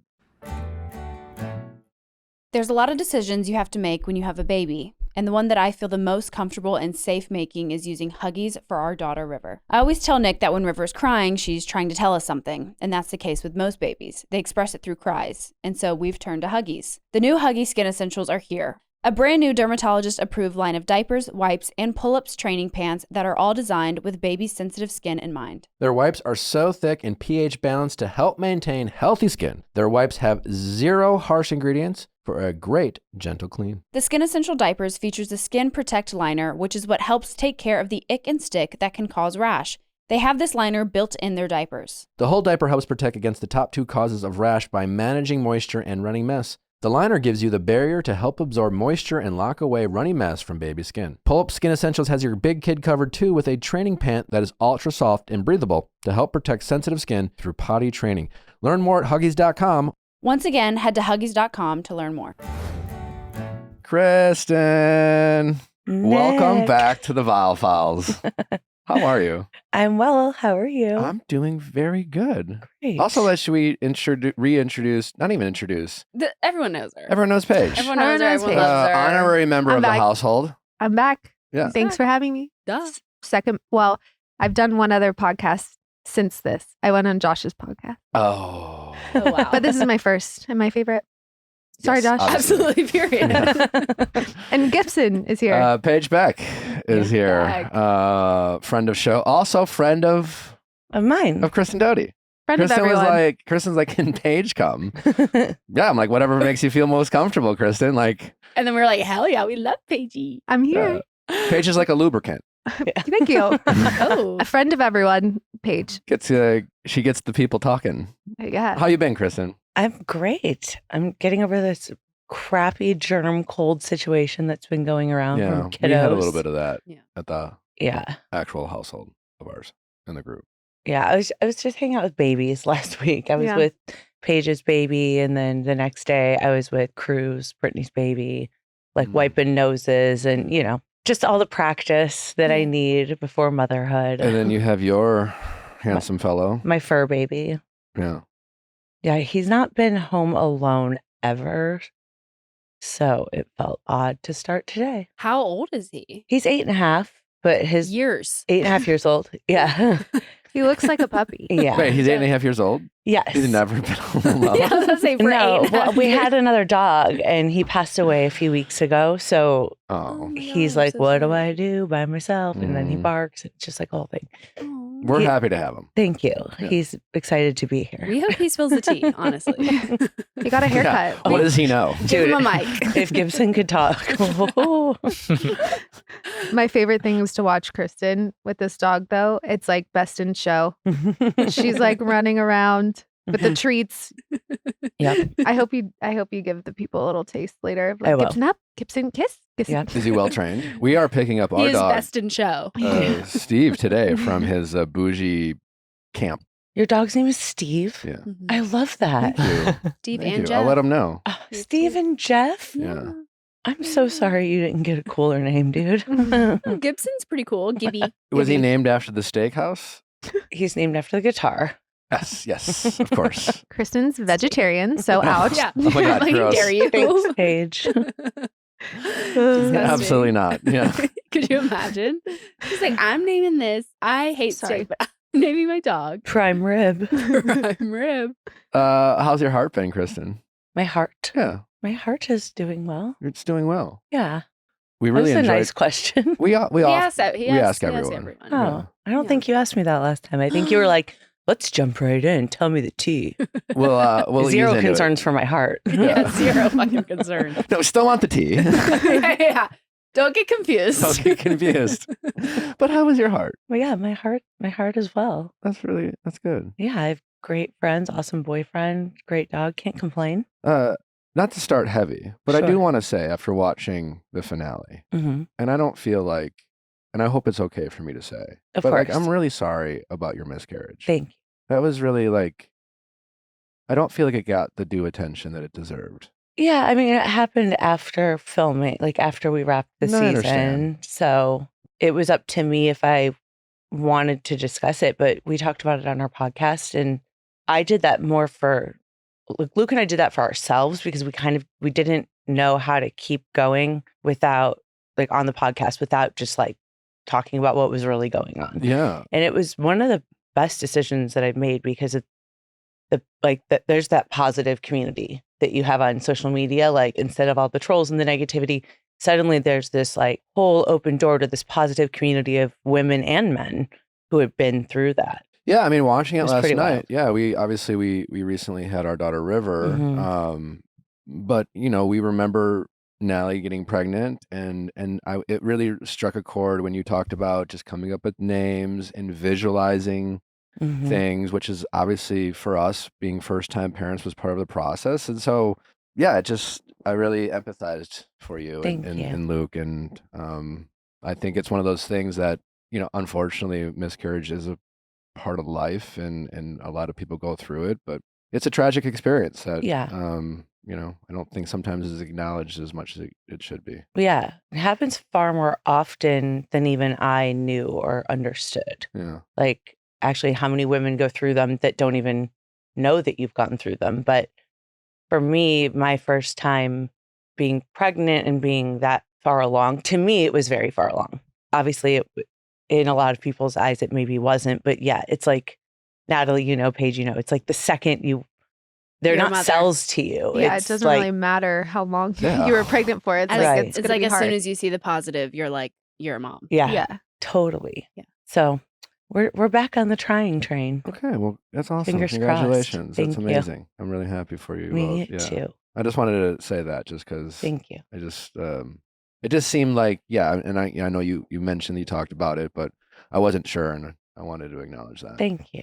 How's everything else been? How is Luke? What's he been up to? Luke is great. I need him back in California. Like, I'm over it now. He's been gone for about a month, all over And the remind me, place. what exactly does Luke do? Well, currently he's Like, a what's he doing? cast member on the Bravos Yeah, the Valley. like, what's he doing in Denver? No, he lives in this little town like 3 hours south of Denver. Okay. He has a 70-acre ranch. So he used to do He's like, hemp and CBD, oh, not to be confused with, if it was weed, I would just say weed, but it wasn't. it's too bad. I mean, he can grow weed. It's fantastic. But back during like pre-pandemic, he has like 3 greenhouses there. And yeah, the money was pretty wild. Is he rich? Until it wasn't. He's not rich, but he He's doesn't popping off. he doesn't need mama's money. That's all I'll say. Okay, mama. He does just fine on his own.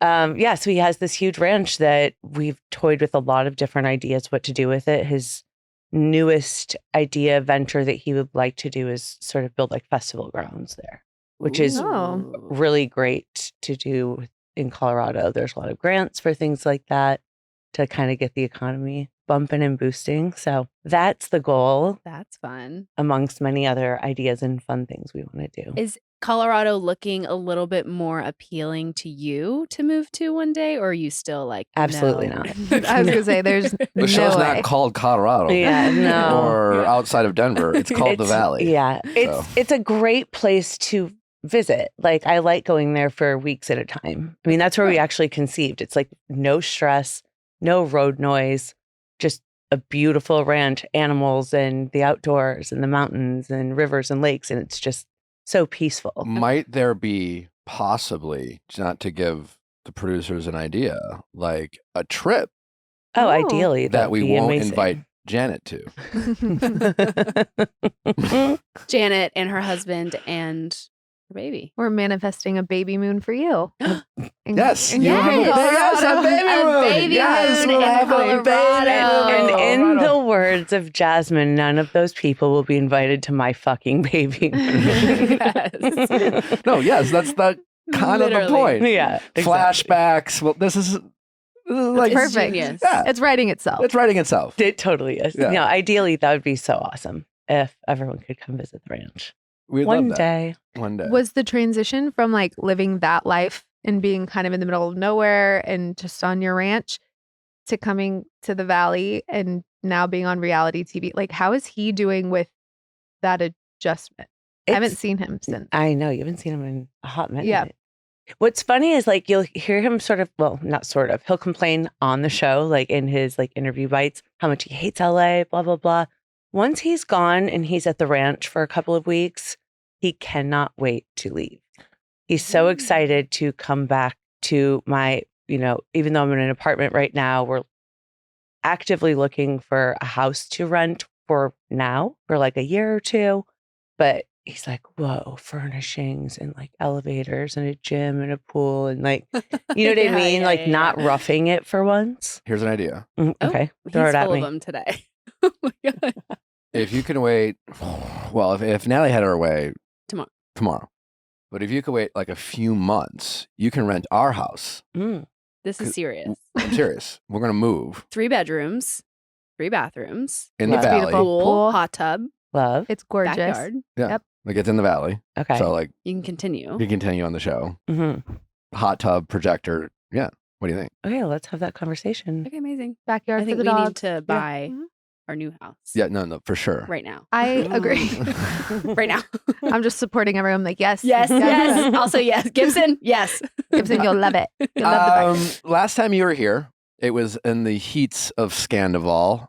I didn't really know, honestly, that much about you other than like that you are a like legendary television. Now that I've gotten to know you, consider you a friend, and now that you've been on the Valley, like, I mean, first of all, congratulations to be Thank back you. on television. Like, you were missed. I think I speak for all Bravo fans when I say welcome back. Thank you. You're an excellent TV maker. Thank you. How do you do it? I know. I do. I do listen to Viall Files. We love you. It's okay. Sorry. No, we love you. I feel like we're generally, well, especially like we redo recap Vanderpump from the start. from the get. Yeah. And Thank you for saying that I'm not like Jax, though. Like you've had a moment, you've battled with how similar we can be, but every once in a while, I'm like, holy shit, Kristen, what are you doing? The best part about Kristen is she's like totally aware of it. And she's like, yeah, like you're not wrong in some ways, but you are definitely not like Jax. You are right. you were beautifully human and authentic, and in the most raw way.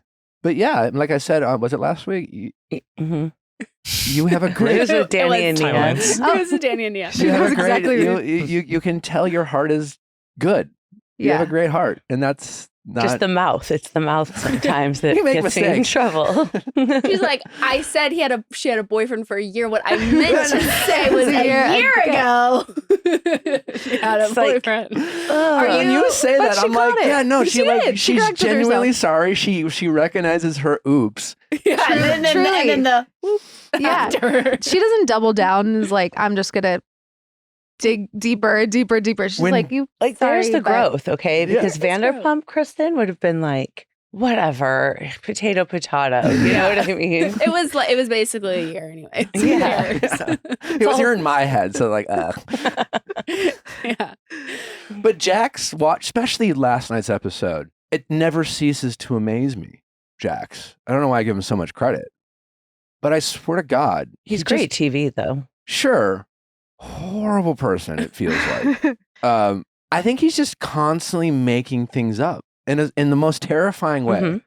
And I don't think it's like a performative thing. Like, oh, he's on TV. And correct me if I'm wrong. 'Cause No, I you know him. completely agree. I don't really know him in person. I know him on TV. Yeah, I've ran into him a couple times. But he seems like throughout every situation he's in, nothing he says is real or Yeah. genuine or from like a place of even what he actually thinks or feels. It always seems like it's just like saying whatever he thinks people will believe. And it's like almost if he never even knows what he's saying. It doesn't even matter. And that was real gaslighting for all the people who Yeah. who make up The conversation with gaslighting. Brittany. Yeah. Yeah. Yeah. Oh, for sure. Like just the I've never said, like just the lies, saying one thing. But I've Denying- said I it could- since like day one, season one, Vanderpump with Jax, that why Jax can be so terrifying. And I don't mean like I'm afraid he'll talk badly about me or whatever. He's just I terrifying. think it's a fair word to use. It is Yeah, because I feel that way. If he has anything on you, it's coming out. I mean, he's self-proclaimed like he can't keep his mouth shut, right? Yeah. Which is like sad for Brittany. Like, fine, whatever for everyone else, but like your own wife. So he makes everything up. And if he doesn't have anything to make up, or I'm sorry, anything to spill, he's going to make it up. Make it up. Yeah. And that's the scary part. I'm not afraid of it anymore because I'm just so used to it. It's like it goes in my ear and right out the other one. I'm like, okay, sure, buddy. Yeah. It just doesn't even matter. But it does make me sad for Brittany and for everything they're going through right now. I thought last night's episode was really touching. I don't know Brittany at all. Mm-hmm. I always was confused by the relationship because Mhm. I've always generally heard nice things about Brittany. you know, But Jax, to be fair, like there's nothing redeeming about him because they are a lot of fun together when he doesn't suck. They are best friends. they do love just being home, just the two of them, and watching their silly sitcoms and playing games together and cracking up and all of that. It's But there just, is a- I just it's like, been such a can't long see it. time. I've never hard for ever me to see. seen a glimpse of that person in Yeah, all the not years on that he's been TV. in. Yeah, why doesn't he like- show that on TV? So you're saying outside of TV, Mhm. there is a side of Jax that like Brittany, the human being, can connect with Jax, the human being, because it honestly doesn't seem like there's a human behind those eyes. I'm not even trying to be a dick. No. Yeah. Also, like when they were having the conversation, and he was like being calm, and she was like so angry because she's like, "Why are you being calm? Like you're never calm." Like, Yeah. and you could tell he's like, "What are you talking about, Brittany? Like I'm, Yeah. I'm just so tired." And like, you haven't been calm this whole season. You've been Right. screaming at every episode, and now you're gonna try to be like, oh, the victim. Sorry. It's very manipulative. It's like crazy. Mhm. It's scary. But Yeah. but Terrifying. you've seen them have that relationship off camera. It just feels like absolutely. on I mean, camera he doesn't want to be home with her alone. even like a few weeks ago, he texted me and said, "Hey, going back to Michigan, because we're both from Michigan. Going back to Michigan for 4th of July. Do you and Luke want to come?" I know Brittany's not going, but he's like, "Yeah, come on my sister's boat. Like, we'll have so much fun." And for a minute, I contemplated it. I was like, "Hey, Luke, do you want to go back home and like hang out with Jackson, his sister?" And then I don't know. It's like I feel like I blink my eyes and he does or says something that pisses me off, and I'm like, "What was I thinking?" Yeah. No, I don't want to go hang out with you in Michigan. Like, suck it. So that's the most infuriating part, is that he can be really fun and kind and nice, but all of his other emotions just take precedence over that. And it's not an excuse. I'm not making excuses for him. I just think it's sad that, especially at his age, in the place that he's at in life, married with a baby, whether, separated, fine. But I'm just saying, like, has a bar, has a television show, like, has all of these things in the palm of his flipping hand. And he still finds a way to self-sabotage and then sabotage his friendships and relationships. Like, good luck, dude. I mean, so as of today, are you in communication with him, or are you just? I'm not fully out? happy with him right now. We were great like a week ago. What happened? Paige. He's why aren't you telling me? It's not my story to tell. I know. I feel like it seems as though like he'll hit you up if he needs your support or your help because he knows that you'll always be a friend. And I feel like, that's a beautiful quality about you as a friend, is like Kristen shows up. Like if you need a friend, Kristen's there. If you're going through something, Kristen's going to show up and be like, let's put anything behind us and just be there. And I think that he probably uses that to his advantage. Like Yeah. if he says he needs you, you'll show up. But at the same time, But then he does something to like kick me in the like, vagina. You know what I mean? let's talk about my it. What God. happened? Yeah. Kicking the vagina is aggressive. I mean, it's, Before the it's internet like, thinks he he didn't, literally. he didn't kick her in the vagina. Not- to be fair. not Metaphorically. literally. Yeah. Exactly. Metaphorically need my clit and it hurt. And I'm Ouch, it's hurting angry. me Ow, currently. ow. Ow. Don't even have one. See? And oops. Ow. Yeah. So, in the midst of like their separation and everything going on with that, which Brittany's very public about, so I don't even need to like speak for her. Last weekend, Ariana's brother had a little birthday shindig at Jax's bar. And I said that I would go. I found out ahead of time that my ex-boyfriend asked if he could go. So he was not invited. The same ex-boyfriend who Jax drug on to the show Yeah. to set you up and put you in a vulnerable Exactly. position. Exactly. Yeah. And I'm not one, even though I was offered by the birthday boy and his fiance, like, listen, we'll tell him he can't come at all. I can't be that. If you're going to ask me, like, I just can't be that person that says absolutely not. So I'm like, no, it's fine. Let's just go at different times, like whatever. So that's my plan. And I do. And me and my little guard dog over here, like, show up to the bar. Ex-boyfriend is there, crazy uncomfortable. He starts shouting some really gnarly, shitty things at me. The ex-boyfriend. The ex-boyfriend. Very mean. Like Yeah. below the belt, like things that are also embarrassing. If people, Looks like the Ozempic didn't work, bitch. What? Stuff like that. That's cruel. And Jax is standing there with him, with that uncaged Paige, or whatever her name is, and her friend. And Jax is like kind of holding him back. And I was like, dude, kick him out. Like, what are you doing? Nothing happened. So I left, sent Jax some texts after, like, I'm so beyond disappointed. Like, I need a break from you, whatever. And Jax is like, I'm going through so much right now, Kristen. Bye, bitch. See He ya. couldn't stick up for you. He couldn't be like, bro, too far. Don't fucking say that. Get out of my nothing. Nothing. Maybe I'm confused. Are they friends So outside? this is like new to me. Yeah, because he because brought him on when the we show. dated, they were not friends. Right. But he brought him on the show Mhm. and to like make Luke uncomfortable. Mhm. And then now he's bringing him around and it's like still it's like Because why they have this dumb guy chat that like there's probably like 40 people on okay. it. Wow. It's ridiculous. Like a Like a group chat. Like a group of chat with like dudes? a bunch of dudes, like 40 dudes. Luke's not on that one, but We should bring Laura Lee around. We really should. Who are some people in this group chat?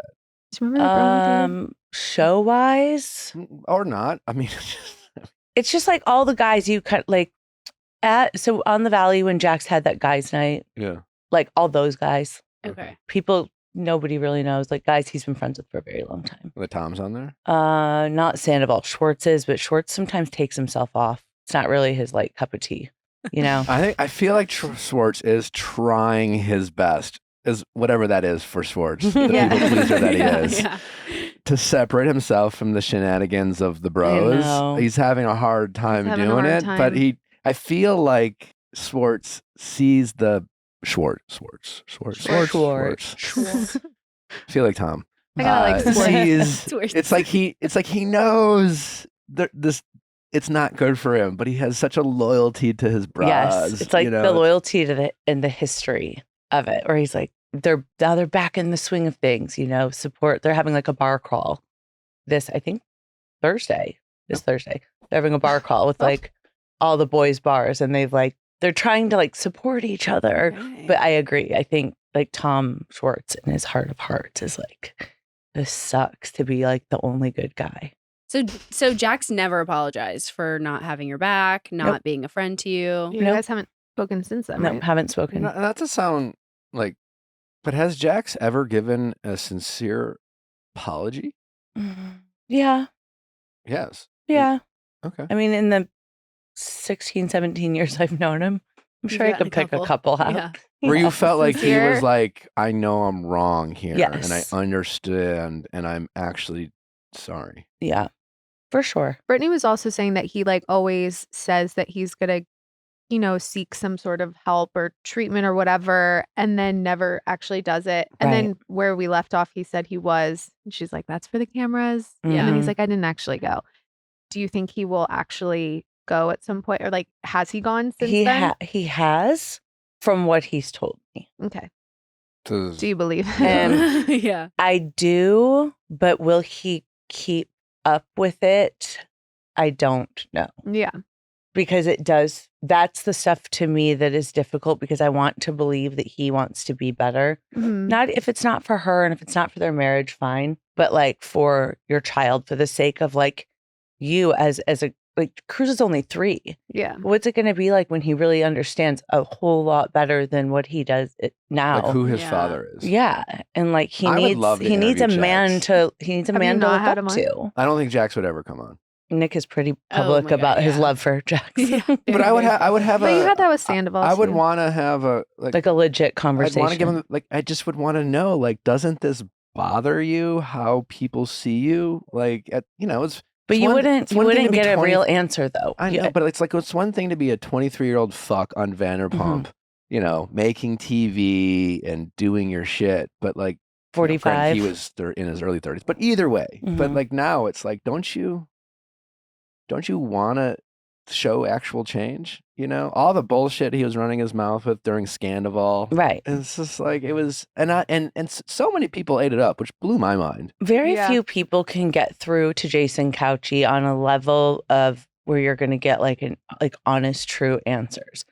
I think I'm one of those people. His sister is, but that all being said, you still have to catch him at a time that he's willing to be vulnerable and not overshadow the vulnerability with frustration, and then he gives up and just says whatever you want to hear, or Is he that his shuts real it down. name? I had Jason. no idea. Jason. I saw that on the last scene where like the door shut and it was like the Couchies, and I was like, who the hell they saying? I was like, I thought his last name was So his name's not Taylor. even Jax Taylor. No, no. Did he just like choose that when he was like, I'm gonna be on when he like moved to LA and was like, I'm gonna have Yeah, like everyone a was like stage name? trying to be Like- models and actors. At Yeah, that it was time. when he was So it modeling like a like stage in name. Miami. I think is Ooh. when Jax became Jax. So you talk about Jax as if almost like he's your brother in a way.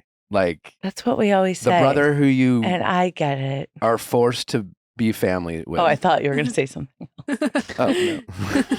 Are you referencing the fact that they've hooked up The before? elephant in Yeah. the room. No, I'm not. Yeah, sorry. Yeah, I actually forgot about that. I know. Oh, good. Me too.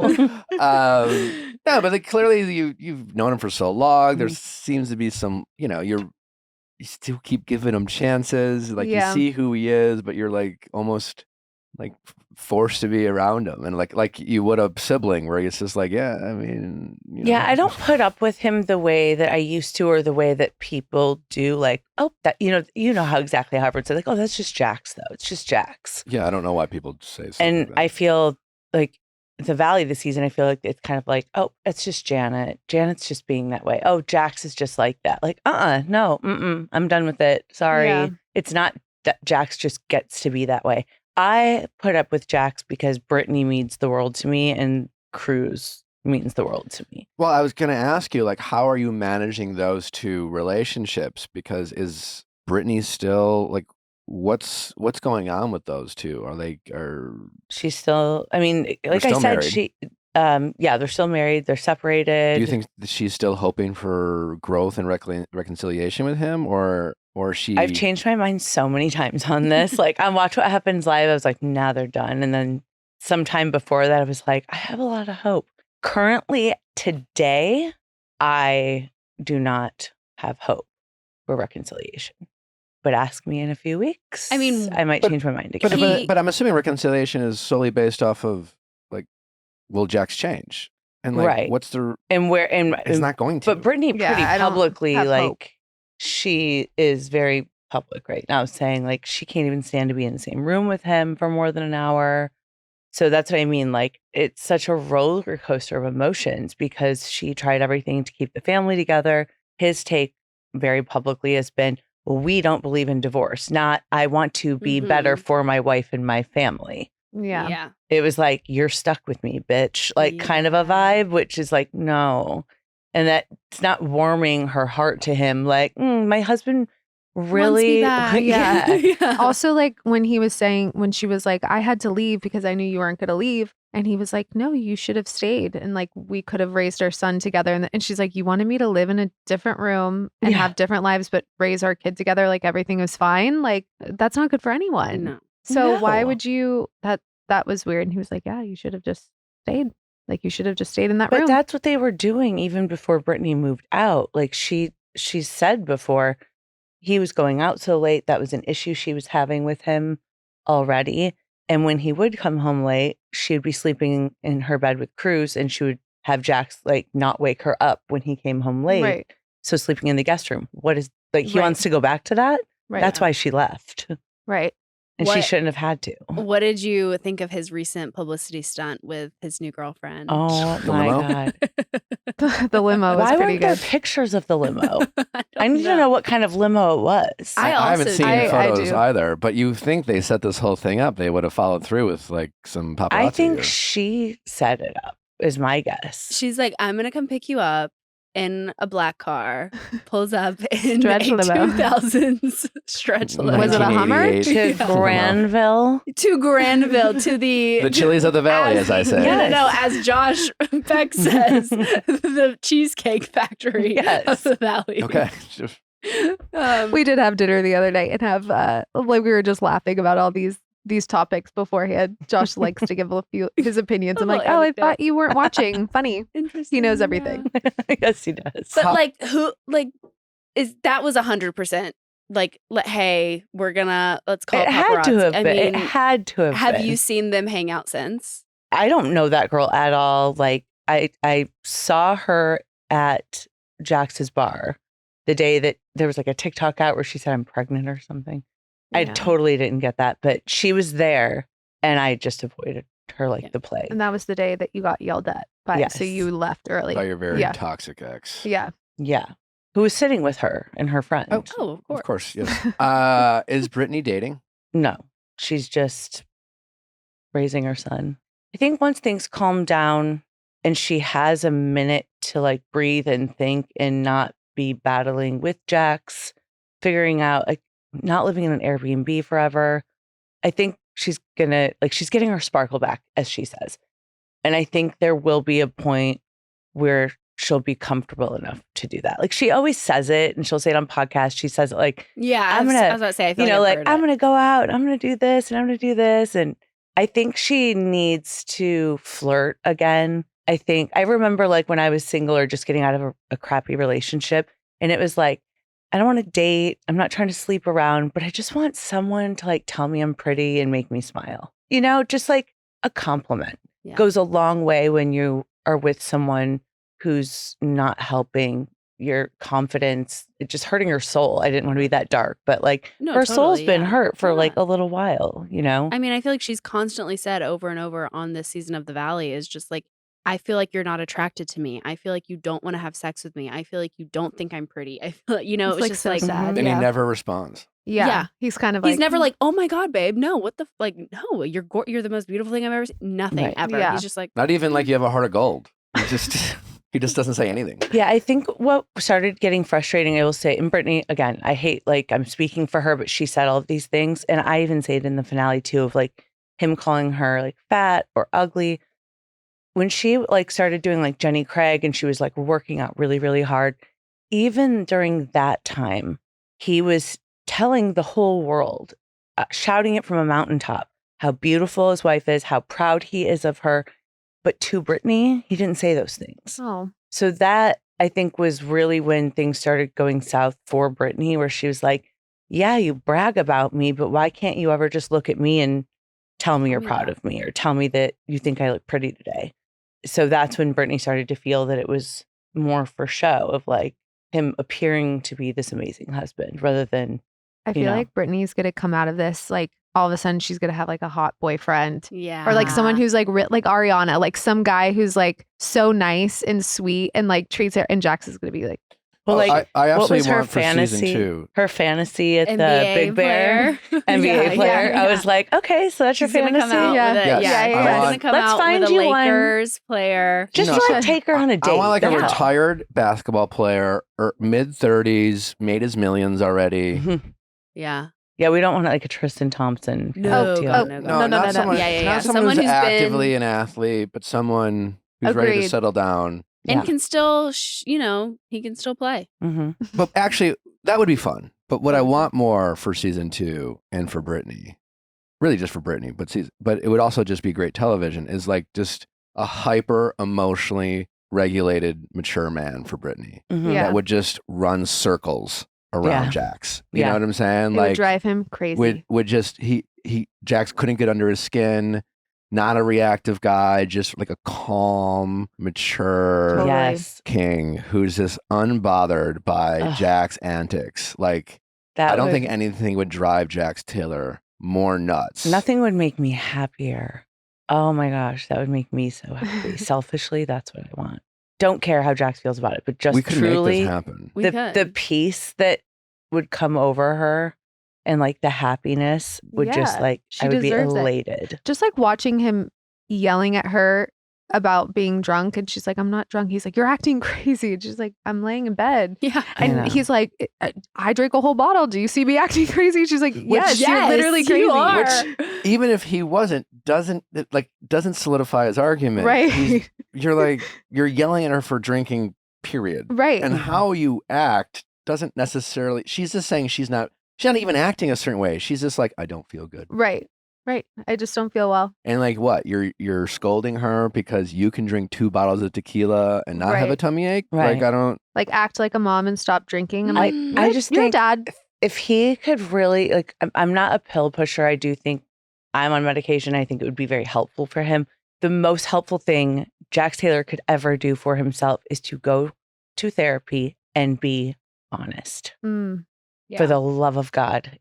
Just With don't someone. lie to a therapist. Don't tell a therapist something you think they want to hear to prove yourself right or to go back to your wife or your friends and say, see, I knew it. Like, Yeah. But also a good therapist would be able to see right through that in a True. second, you know? but also, but even a Would good he come back? therapist can't Yeah, work yeah, with exactly. someone who isn't going to be honest. It's like, well, you know, Right. like you're not in elementary school and the principal's like, you have to come. The therapist is like, dude, this is on you. Yeah. You want this for yourself? I mean, that would just like what a change that would be Make or for could him. be for Yeah. him. And even if it's just to become a better father, if Yeah. that is his sole reason and nothing else.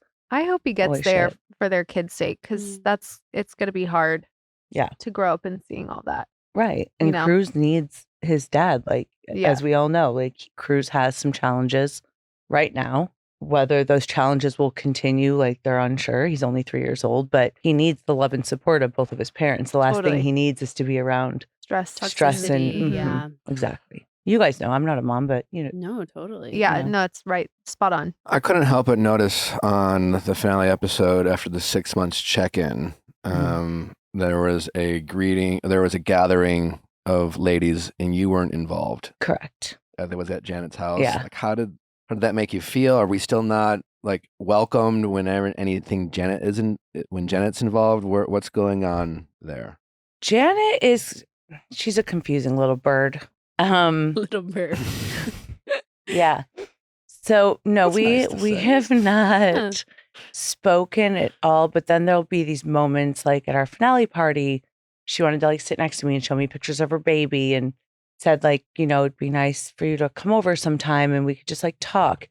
And then she does like her 17th podcast of the week. Yeah.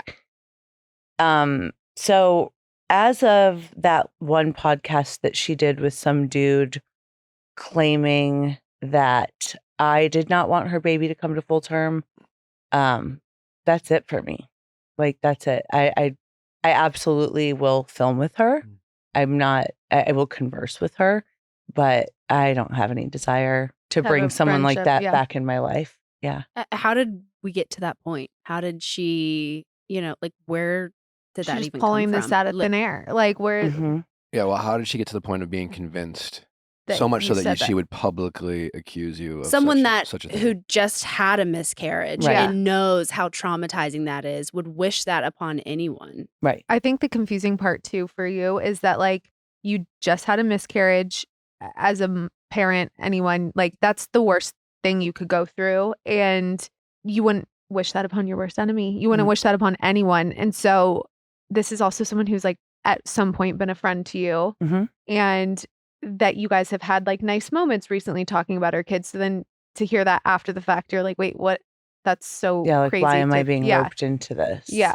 Because you never, you can tell us now. Did Yeah. you say it? No, Yeah. absolutely not. You wouldn't say it. And it- Never in a million years. Have you confronted Janet about these accusations? Just in the comment section against my better judgment. What did you do? What did you say? I didn't miss those comments. Basically what Paige just said. I kind of like flew off the handle a little bit and said like, I literally just had a pregnancy loss. Like, how dare you? I think that's when she responded and said brought Zack into the mix. But then like, what is it? So it was me and Zach right. and now it's Zach and now like what? I don't. My thing with Janet, and I've said this on the show a million times and I still stand by it, is that I was good friends with Janet. We were friends. Like I thought everything was great. We start filming the show and I just saw this. I don't know. I thought I saw a big change, but now I'm like, is this who she really is? And the person that I thought I knew was not really her. Mm. But whoever the person was that I was filming with, who I thought was my friend, is not somebody that I want in my life. Hmm. I think that once the season wrapped and she got to watch herself back, which can be very fucking humbling, she instead took this other road and started trying to act like everyone did her so wrong. Everyone did her so wrong, which was just so crazy to me. Like, watch yourself back. You look like an ass. You weren't nice. You thought you were the queen bee. You were a mean girl. Like you were just, I don't know. You were an asshole. I mean, Zach did point out in that finale episode, he's right. It's a very mean girl thing to do, to have someone on speakerphone and have other people listening on Not telling him. and not being aware of that. Mhm. That's cruel. Yeah. Yeah. Exactly. And then to film that. pink boots. Yeah.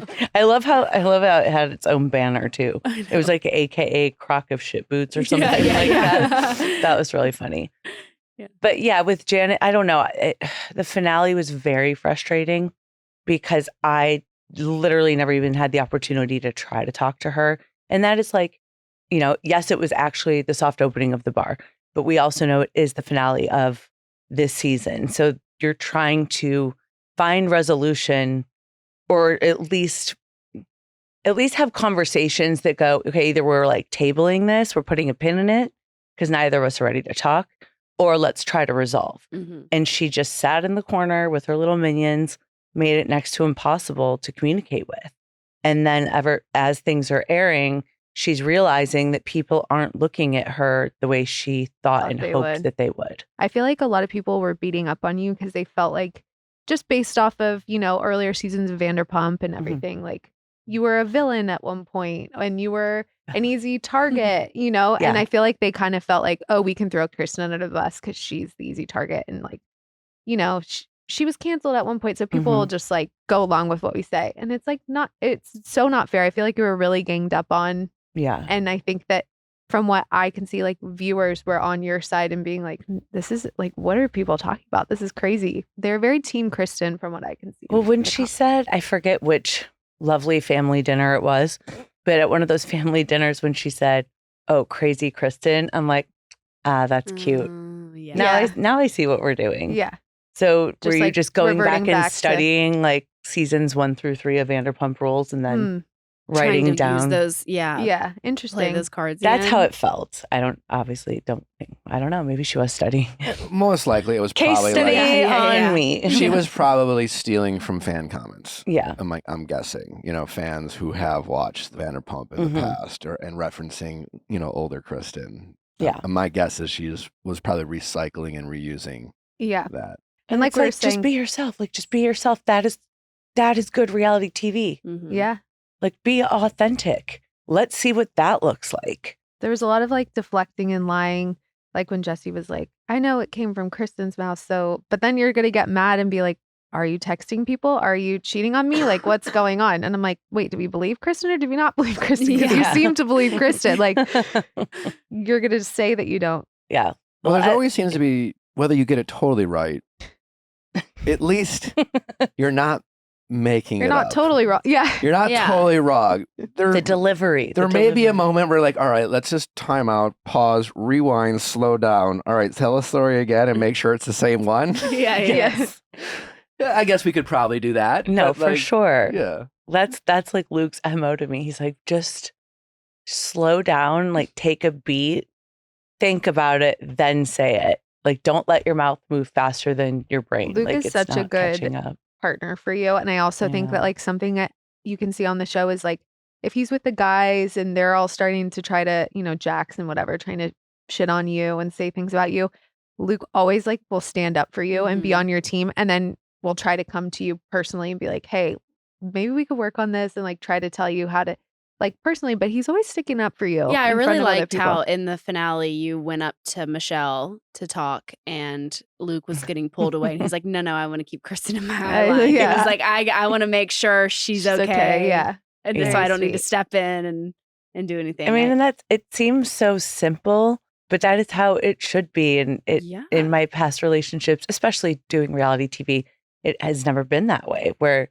Yeah. like, believe me, he's going to cut. Well, and you've seen one little clip of it, but like, he's going to come home and tell me, what his viewpoint was, how I could have handled it better, Mhm. why they sucked, how I can handle it better in the future. He takes criticism just as easily as he gives it, like constructive criticism, but he'll never yell at me, embarrass me in front of other people. It's like, that's not Yeah. the time or place ever. Yeah, I think that's a big thing that Nick and I always talk about. It's like, you support me in public and you have my back. And when we get home, you can be like, hey, Mm-hmm. this and this and this Yeah. and this like wasn't the best. Let's fix that. But in public, around other people, like, we are a united front. Yeah. Yes. And I feel like he definitely is on that path. Yeah, it's so important because otherwise, like, I need to feel safe. Like, that's, Yeah. you're You don't my want to person. feel like your own person's against you. Right. Yeah. How are Michelle and Jesse from what you know?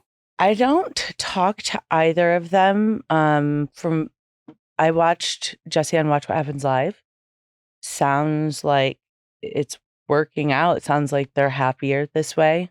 Okay. Do you have any tea on like who she was talking to or who was the person she was dating a year ago or So there's a lot of mixed stories. because there's a lot of within it. names being Chris thrown is out going to there. Yeah. start saying things and it's not going to be the right. She's like, no, I swear. Yeah. I mean, I'm not going to say any names, but I will say the can give us a the couple. director person that they like bleeped out, that was, to my knowledge, was never like a dating thing ever. That's what I thought too. That it That's was not like a the work- celebrity. It was just a work situation. thing. Yeah. That was a different thing. Yeah. Yes, exactly. And then than what this you were this talking about. celebrity thing that I feel She was Jax is really mixing up with the thing I was talking about. Those are also separate. So this celebrity thing, I don't know anything about.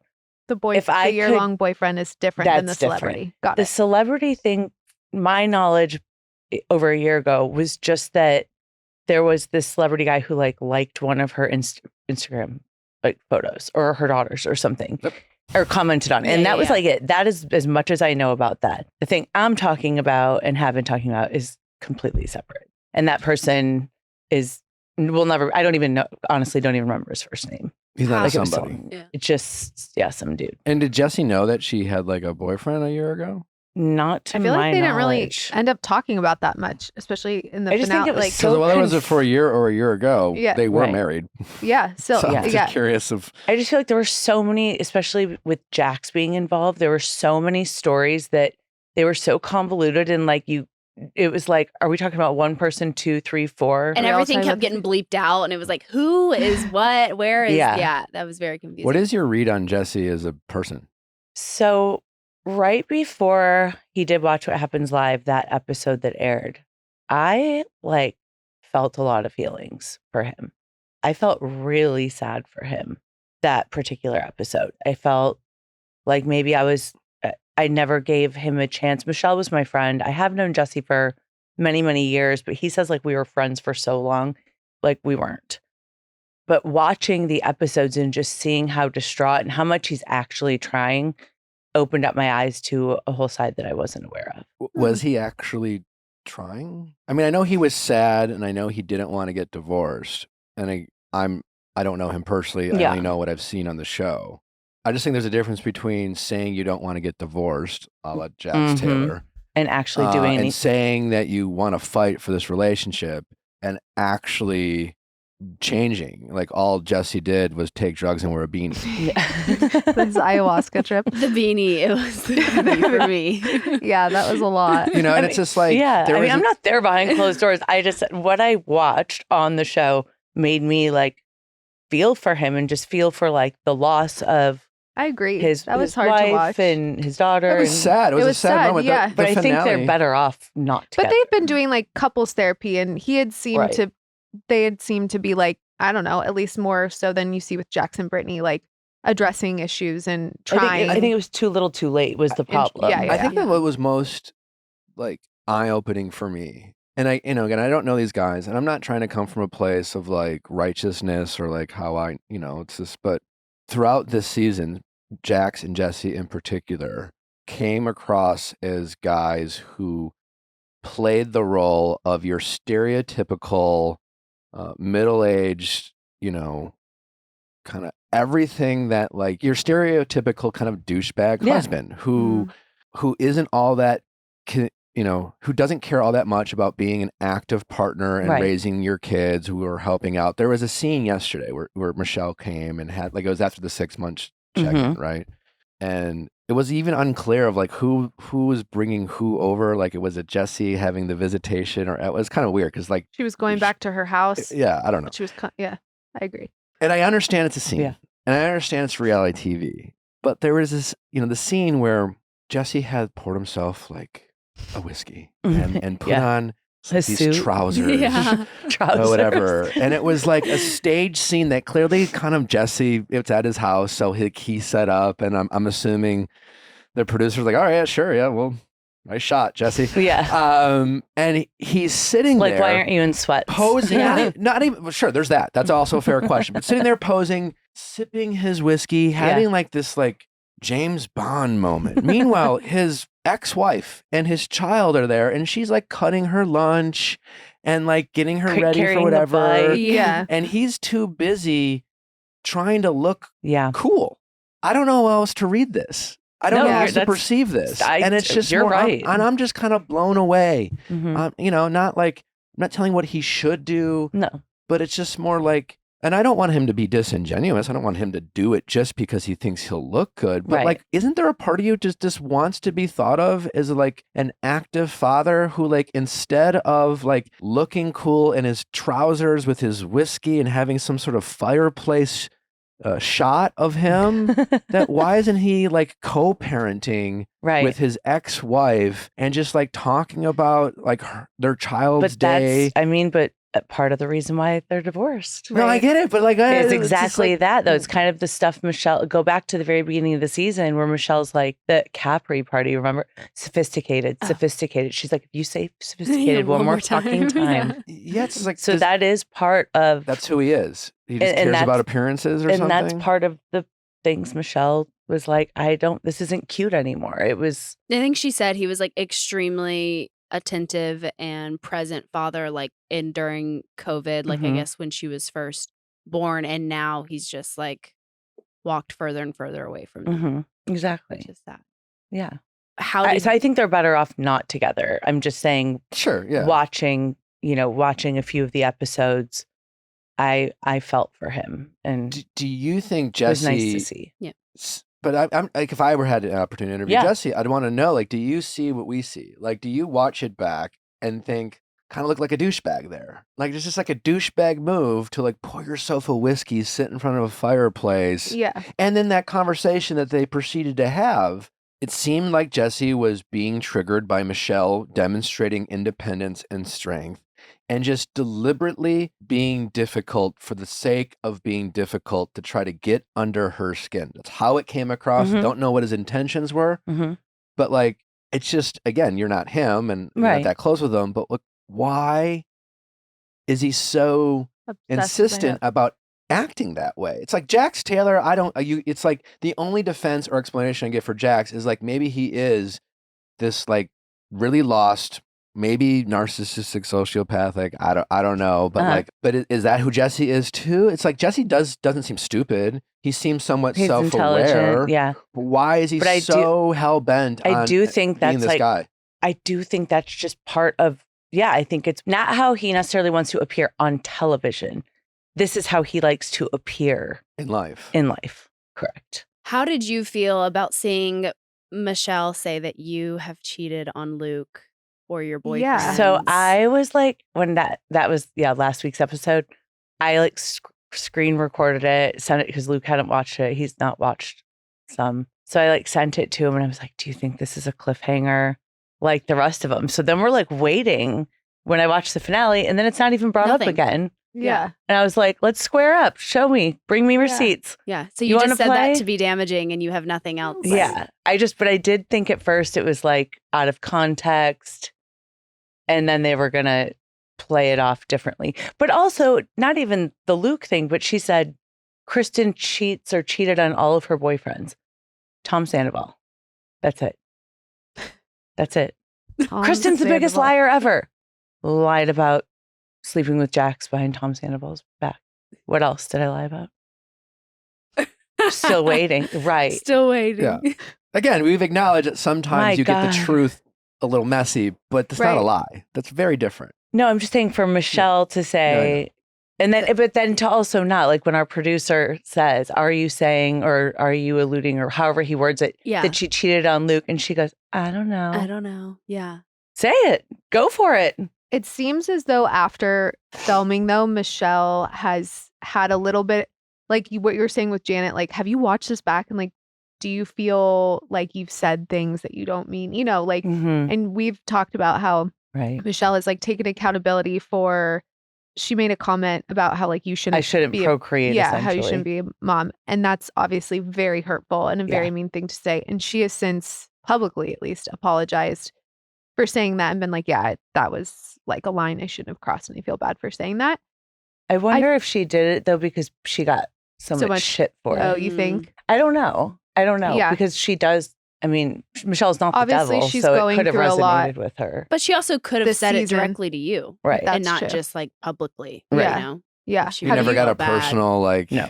No. Nope. Okay. No personal That definitely apology. matters. Yeah.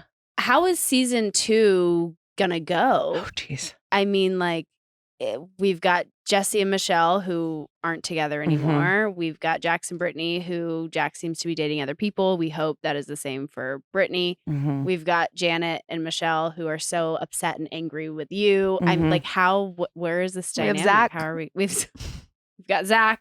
Becca's. And Jasmine and Jasmine's girlfriend Melissa is going to She's be gonna be on the show. filming now. Okay, good. Fun. Very excited about that. Melissa's a lot like Luke, Do you think even killed. Janet will get more shit now that she's not pregnant? Like, do you think people were kind of holding back because she was pregnant and now it's like, you know what?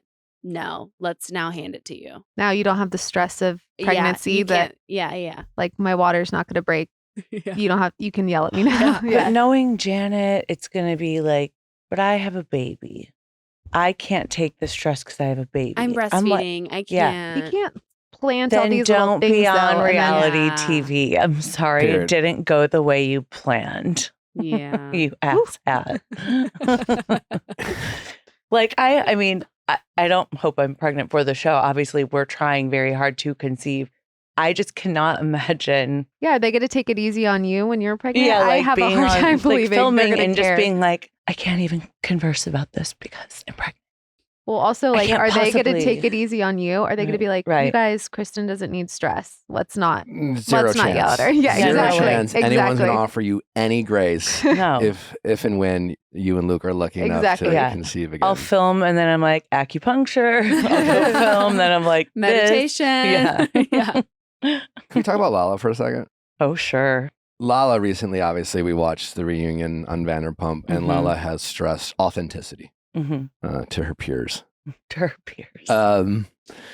And then recently, I believe she's been on her show talking about interactions between the two of you as it relates to your miscarriage. Mhm. And it seems like some things have been not very clear Okay. in terms of like who said what. And there were some text messages she's like referenced, Mm-hmm. but it seems like I'm getting the impression she's been less than totally authentic in terms of sharing what has been in those messages as it relates to like how she responded to your miscarriage and whether she actually stepped up as a friend. And do you have any things to add or share regarding that interaction? Have you 'Cause ever talked about like why you guys don't get along? Like, are in an like She a little. talked about it on the Vanderpump after show.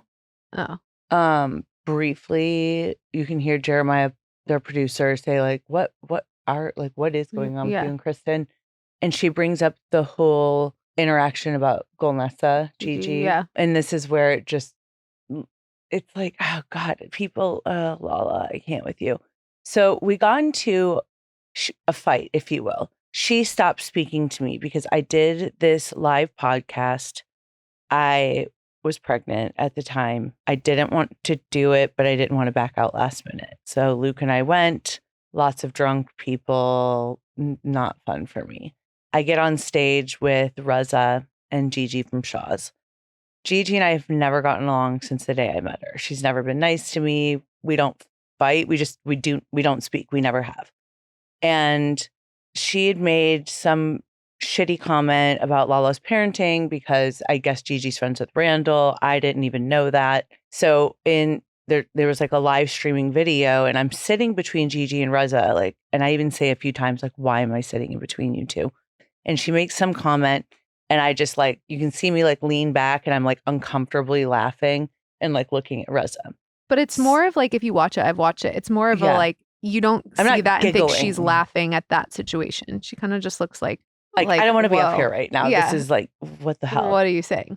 And sorry, I didn't turn. What LaLa expected me to do was to turn to Gigi and say, like, that's fucked up. Don't talk about my friend like that. Blah, blah, blah, blah, blah. And you're I like in didn't. hindsight, yeah, Right. Sorry, yeah. You I if was that's like, how I we even wanted I to do it. guess, but like again, does like LaLa Would she ever like stick up for me in do that the way? shit Right, like that? exactly. No, yeah. No. But anyways, go ahead. But I don't, But either way, it took me a bit to think about it in hindsight. Okay, I see that would, if I just would have said like, listen, don't do this in front of me or something like that. It's also like a live freaking podcast with like all these people on stage. I was uncomfortable. You're gonna on a live. You already start don't a like fight her, I know. and so put you're yourself on an island yeah. while you are pregnant. So I many- find out per Brittany that LaLa says I'm dead to her because of this. So I tried reaching out to her, never spoke to her. She sent me a text after the pregnancy loss, which was just after that live podcast, just saying like, heard about your loss. Sorry for your loss, something like that. I didn't write back. A while later, I realized that I have all these DMs from Gigi. So I engage and like, we're both being nice to each other, but I'm just like, I didn't like the way that went down. You and I have never gotten along. I probably should have said something. I didn't want to get involved, blah, blah, blah. I screenshot the messages, text them to LaLa and said, just want you to know, like, I tried to have your back. This is me trying. And her text back to me was like, essentially, she doesn't give a shit. Like, she's like, Gigi's so below me. This is nothing. I don't even care about this. Like, I'm sure you and I will be homies again one day. But not yet. Right. And she's like, I'm just, looking out for my baby and the peace of my baby. And I think you could understand that. And I said, you know what? I absolutely do. That is exactly how I felt that day. And I said, and some people are meant to be friends for a season, a reason, or a lifetime. And I think you and I are friends for a season. And she goes, great. And that was it. Wow. Oh. And I don't need that in my life either. I feel like friendships with LaLa come with so many conditions. It's so conditional and so many just, if you do this, then you're on her good side. If you do this, the way she like tried to trash Brittany on their reunion. Kentucky Muffin was one of the blew my mind. harshest things I've heard anyone ever say about anyone ever on reality TV. I mean, that was Lisa's. Wasn't that Lisa's Yes. name for her for a long time? Yeah. Yeah. But I've heard there are all the rumors that like Scheana and LaLa are leaving Vanderpump and coming over to your show. Is that happening? How do you feel about that? No, I'm How would so you feel about happy that? our creator, Alex Baskin, just recently did an interview with Shut that Hollywood down. Reporter. Yeah. And he said, keeping our cast is bursting at the seams. We're not bringing anybody over. Yes.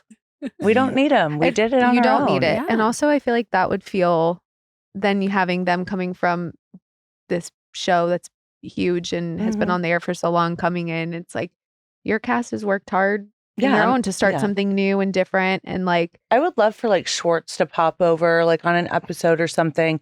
some But crossover. It's not my fault that Scheana and LaLa decided to buy 2 houses each. Period. period. What are your? I mean, did you have any opinions about the Vanderpump reunion in terms of specifically? I mean, Scheana, I actually kind of empathize with her. I feel like Yeah. sometimes, like you, Scheana will say things that puts herself in sticky situations, which sure she needs to be, I guess, held accountable for it or Mhm. address it, or at least people are going to have opinions about it. Yeah. But I always feel like Sheena's heart's in the right place, and she wants to be friends with people. And yeah, sometimes I like that she's like calling herself on those things Yeah, too. at the reunion, I thought it was one of her best moments, just kind of when she admitted She's that like, I want, like to be liked. The validation What for a va- Dancing with the Stars. Yes, Yeah. Like, what a vulnerable thing to say, and it just made and her. very honest. and And that's honest, really what yes. it is. No, yeah, I totally agree with With that. LaLa, it doesn't seem like it's show friends, it's show business. You know, it's like she only really does it. All her friendships seem transactional. Yes, that's how I And felt. it also watching feels like at the end of the day, it just it's about her bottom line. Mm-hmm. And so it's just hard to listen to her lecture other people about like friendships and loyalty or boundaries. Especially Ariana. I have such beef with that because it's like and everyone says it, the whole internet is saying it's like, so LaLa, the you and Randall thing, you can create these boundaries, but Ariana can't. Yes, we all understand there's a custody battle. Yes, we all understand that you have a daughter on the line. We do understand that those things are separate. However, Ariana is going through something too. Just because that is bigger to you doesn't mean what Not- Ariana was going through Yeah. isn't big to her. It's also like, listen, life isn't fair. And in the It's not. reality TV game, you know, in terms of celebrity and fan favorites and likability and popularity, it's not fair. hmm You know, like it's just, yeah. I mean, there are plenty of times my time on TV where I said or did something, or someone else did or said something that felt pretty similar to me, and the audience reacted very differently. You know, Oh, it's just like, yeah. what are you gonna fucking do? But like LaLa seems to be ruining her relationships, and like we talked about before, almost seemingly like risking the show itself, hmm trying to save the show while, you know, creating so much divide between Ariana and Katie. It just seems kind of like poor decision making for LaLa. Where and it's like, why I just why feel like can't she see that? she cares more about making a show than making their show, than holding on to the authenticity of the friendships. And Yeah. if the friendships don't make it about business. There's such a fine line between breaking the fourth wall and just like running it over with like a bulldozer. Mhm. And I Mm. think she crosses that line at times and then retracts it as well. Like talking to Ariana about like, if you're thriving and, you know, you don't need the money, well, like I do, you know, that kind of moment where she was like, well, you know, Yeah. like mama needs the money and mama needs to work. And so you're basically saying you want everyone, especially Ariana, to just perform on this television show so you You keep get getting the a paycheck. Right. Is It seems like How Ariana it felt. also like, you know, at her baby where she was Sperm this picking like thing. she looked so genuinely excited and happy and like happier than anyone else in that room. Like it was so genuine. I was like, she's showing up for her and she's like so Yeah. happy for her and wants all these things for her and is trying to be like a good friend. And then knowing what you know as you're watching it, you're like, it's really sad that she's totally turned on her and been like, you don't care about the show, you don't care about this. And she's like, I do care. But yeah. And I I don't loved understand. Katie on the reunion, like bow Yeah. down. yeah, Oh, Katie was so good. she was. And I've Dude. known Katie like we became like BFFs back in like 2009. I've known Katie for sure the longest of all the girls. She's exactly who she is. Always consistent. Yeah. Mhm. Always. Yeah. We definitely have a few more questions for you, but Okay. it is time for texting office hours, and someone needs our help to solve Okay. their relationship problem. So let's do that, Let's do it. and then we'll wrap up with Kristen.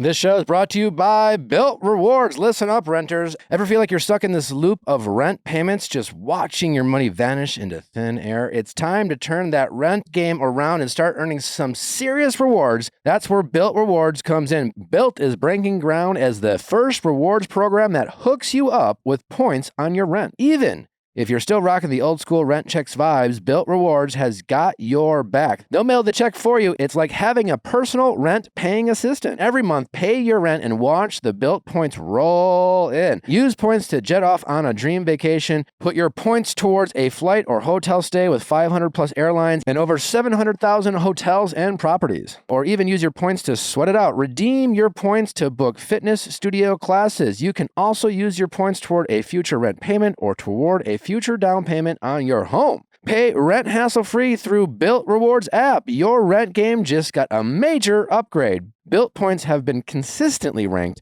the highest value point currency by the Points Guy and Bank Rate. Earn points by paying rent right now when you go to joinbuilt.com/VIALL. That's joinbilt.com/VIALL. Make sure to use our URL so they know we sent you. Joinbuilt.com/VIALL to start earning points with your rent payments today.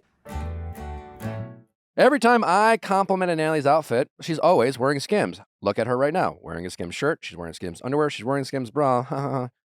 If you didn't know, I'm wearing Skims underwear. She's got me hooked, and then she obviously got me hooked on the brand. Skims is the most durable, breathable underwear I've ever worn in my life. Everything's just so flattering. I'm wearing the Fits Everybody t-shirt. I wear it probably more than I should. I have it in so many different colors. It's a staple. It's so easy to throw on. I bought one for my best friend. She's obsessed. It's so flattering. It's the best thing. All of their bras and their bralettes are extremely comfortable. I mean, I know Allie can attest to this too. We talk about how we wear Skims all the time. I always grab my Fits Everybody t-shirt because I know it's going to work. It's so stretchy, has a little bit of shine, so the fabric looks expensive, and Nick always compliments me. Not only Nick, everyone always compliments me. People are always like, oh my God, you look so fabulous. What are you wearing? Skims. Shop the Skims t-shirt shop at skims.com. Now available in sizes from extra, extra small to 4X. If you haven't yet, be sure to let them know we sent you after you place your order. Select podcast in the survey and select our show in the drop-down menu that follows. How's it going? Hi, Nick. My name is Nina, and I am 29 years old. And I would love to know if there is a way that I could encourage my husband to want to have kids as much as I do. Okay, so when you say encourage your husband to want to have kids as much as you do, does he want to have kids? Does he not want to have kids? Yeah, so before we got married, we talked about all that stuff. Like the kids are definitely on the table. But I feel like I think we were both neutral at that point where we loved our lives so much together that we'd be okay if we didn't have kids. But like we kind of were like, but we'll probably have kids. And now since we've been married, I'm more like, yeah, I definitely want kids. And it's like a really happy thought for me. And I could give more background on this, but I think for some reasons, I think it's harder for him maybe to get excited. But I first and foremost want to say, I feel like I'm married to like the most wonderful man on the planet, and he's so selfless and kind. So like, I feel like I'm so blessed that saying this is almost nitpicking. And I don't want it to come across like he's failing me in some way because he's not telling me he doesn't want to have kids. Like if I could tip the scales for him to like share in that excitement in this planning process, if there's something I could say or do or be or a way I could bring it up to him, I'd love to know or get advice on that. It's tough because it's tough to figure out a way to make someone feel a certain way right without manipulating like the situation a little bit, you know, right? Because it's like it's like that classic, like, I want you to want to do the dishes, you know? Yes. Yeah, I want you to want to have kids. But I mean, so we live in a tough area. Financially, it's hard. Back in 2008, I was busy in middle school and I wasn't saving. I didn't buy a house. So it's just the housing market is tough out here. And he's in a job he doesn't love. It's very demanding. And so he has said, I just feel like I can't be the father I want to be right now with that scenario. But I also, he's been applying for jobs and he's incredible, but just his resume doesn't get him through the door. But that said, like, I wish I could encourage him to, like, even if that doesn't change, like, I know you're still going to be an amazing father. And so I think the job part is a big thing for you. How old's your husband? He's 29. He's 29. Okay. Well, I can just say just in general, I think for, well, maybe a lot of people, but I can, as a guy, I can speak somewhat for men. I think it can be very unsettling to feel like you're not settled professionally. And to want to be a father and a supportive husband, whether you are adding pressure or not, it really has nothing to do with anything you're doing. I just think sometimes men could add that pressure on themselves, feeling like I'm not where I want to be or need to be, and like your husband has said, like, how can I be the partner and the father if I'm so stressed out on trying to get the job I want, and if I don't have the job I want, I'm just going to be kind of miserable my whole life. And like, I don't think there's a clear answer to that, because you're right. There's no guarantees that he's ever going to find the dream job that he really wants. At the same time, like, what, are you going to put your whole life on hold for that? Something that you can't predict. Yeah, because I don't know what that journey is going to look like for us either. Like, as much as it'd be nice to wait for us to be more financially settled, like, what happens if we wait and I could get pregnant our first try, or I have friends that have struggled, and what happens? I don't know, like, all those unknown things that, like, feels like the pressure of time, and I don't want to put that on him. It's just, biology, I don't know if I have the choice not to either. Sure, you're only 28. Not that I'm not a doctor, so I don't want to but. 29. I turn 30 next year, but 29. Okay. If I could say something, please, yeah. It sounds like you and your husband are a very sweet couple and are very, like, supportive, and you're very much in tune with what the other person feels and wants and thinks. And it sounds like you guys have a great partnership. So I think you are set up to be great parents. And even if like sometimes one person's on the fence, like my husband wasn't totally gung-ho. He's an only child. And he's like, I think we had our first kid and he was like, this is great. I don't think I want to have more kids. And I really wanted to have more kids. I was like, I really want to have at least another kid. I don't want to have an only child. And he was like, okay. And then we got pregnant and he was like, I think a little apprehensive and nervous. And like, he's totally the best dad in the world and like loves his favorite thing in the world is being a dad and is so hands-on. So I think that like it's normal to feel those worries and like, oh, I'm not settled. I want to be in the best place that I can be before that happens. And I think that like as long as you guys are settled and figured out, like you'll help each other and balance each other out. And it sounds like you guys are really like sweet and good people that like you should have a kid if you both want to have a kid. Like, I think you'll figure it out. And a lot of the time people do. And it doesn't sound like you guys are, you know, in complete opposite ends of the spectrum here where you're like, this is going to be a lot of pressure on us. I think it's also like, you might not always be in the exact right, perfect position. If you keep waiting, that time might not come, you know, like Nick was saying, like you might not get the job or whatever. But so I'm curious, I want to ask you, like in your mind, you know, as someone who's approaching 30, and I don't know how you feel about that, but do you have like a soft timeline in your head when you specifically would like to at least, you know, pull the goalie, so to speak, and start trying and being like, hey, let's see what happens. Knowing, granted, like Natalie and I did that, and a week later, she found out she was pregnant. So for all the friends to be like, oh, no, it took so long and it's hard. And we understand it can be difficult, but you have to be prepared for the positive test. Yeah. What would that timeline look like for you? Yeah, so we were actually thinking about trying this fall. But that was when I initially first called you. We were like still debating whether to kind of wait a little longer. But then we're going to Japan, and then I think I'd love to get Europe in too before I get pregnant. So in my perfect timeline, I think then that solidified we could wait until next spring to at least start trying. That, you know, it could be the first time, but I think as of now, hell or high water, like whatever it looks like, whatever the job situation looks like, I think we're going to go then. I think my one hesitation is I don't want that to be something that's happening to my husband. I want to do it with my husband, but like, it's so unfair for me to even say that because he's never made me feel that way. And even he said, like, just give me some time and I think I can get there. When we made that decision, like he said, I think I could get there. To get that excited, it's like, as a woman, it's not like a fun answer to hear. Like, you have to like talk yourself into being excited. But like, my husband is willing to do that for me. I'm so grateful. So that's the timeline that we're thinking. And you know, we got to do some extra Uber Eats on the weekends to afford some diapers. I guess we'll do it. You're never really, like they always say, you're never really ready to have a kid, I guess. Well, that kind of to Paige's point. I mean, listen, I guess it would be perfect if, again, your partner shared in your enthusiasm for kids. I've always wanted to be a father, and when Natalie like chose to surprise me about the pregnancy test, I failed that test. Did not have the reaction Was so bad. that she anticipated, and no one will ever see that video.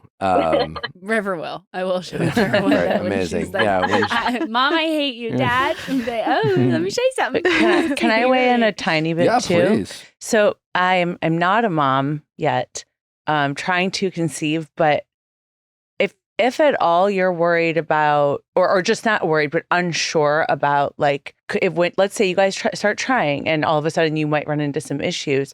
I think if you haven't done it, it would be very helpful for both of you to go to your OB and on like your 12th, 13th day of your cycle, have them check out your follicles. Just, you know, see where you're at with it, because that way, if all is well, your doctor's going to be able to tell you exactly that. If there's a possibility of running into an issue in the future, at least you guys now have the awareness that when you do want to start trying, you're not going to be hit with like a ton of bricks going, well, you might have to do A, B, C, D, and E. Yeah. That's a good or point. You should have tried earlier or, you know, something like that. Or, Yeah. I had a friend who struggled for a while, and she told me that they wouldn't even see her until she'd been trying for a year.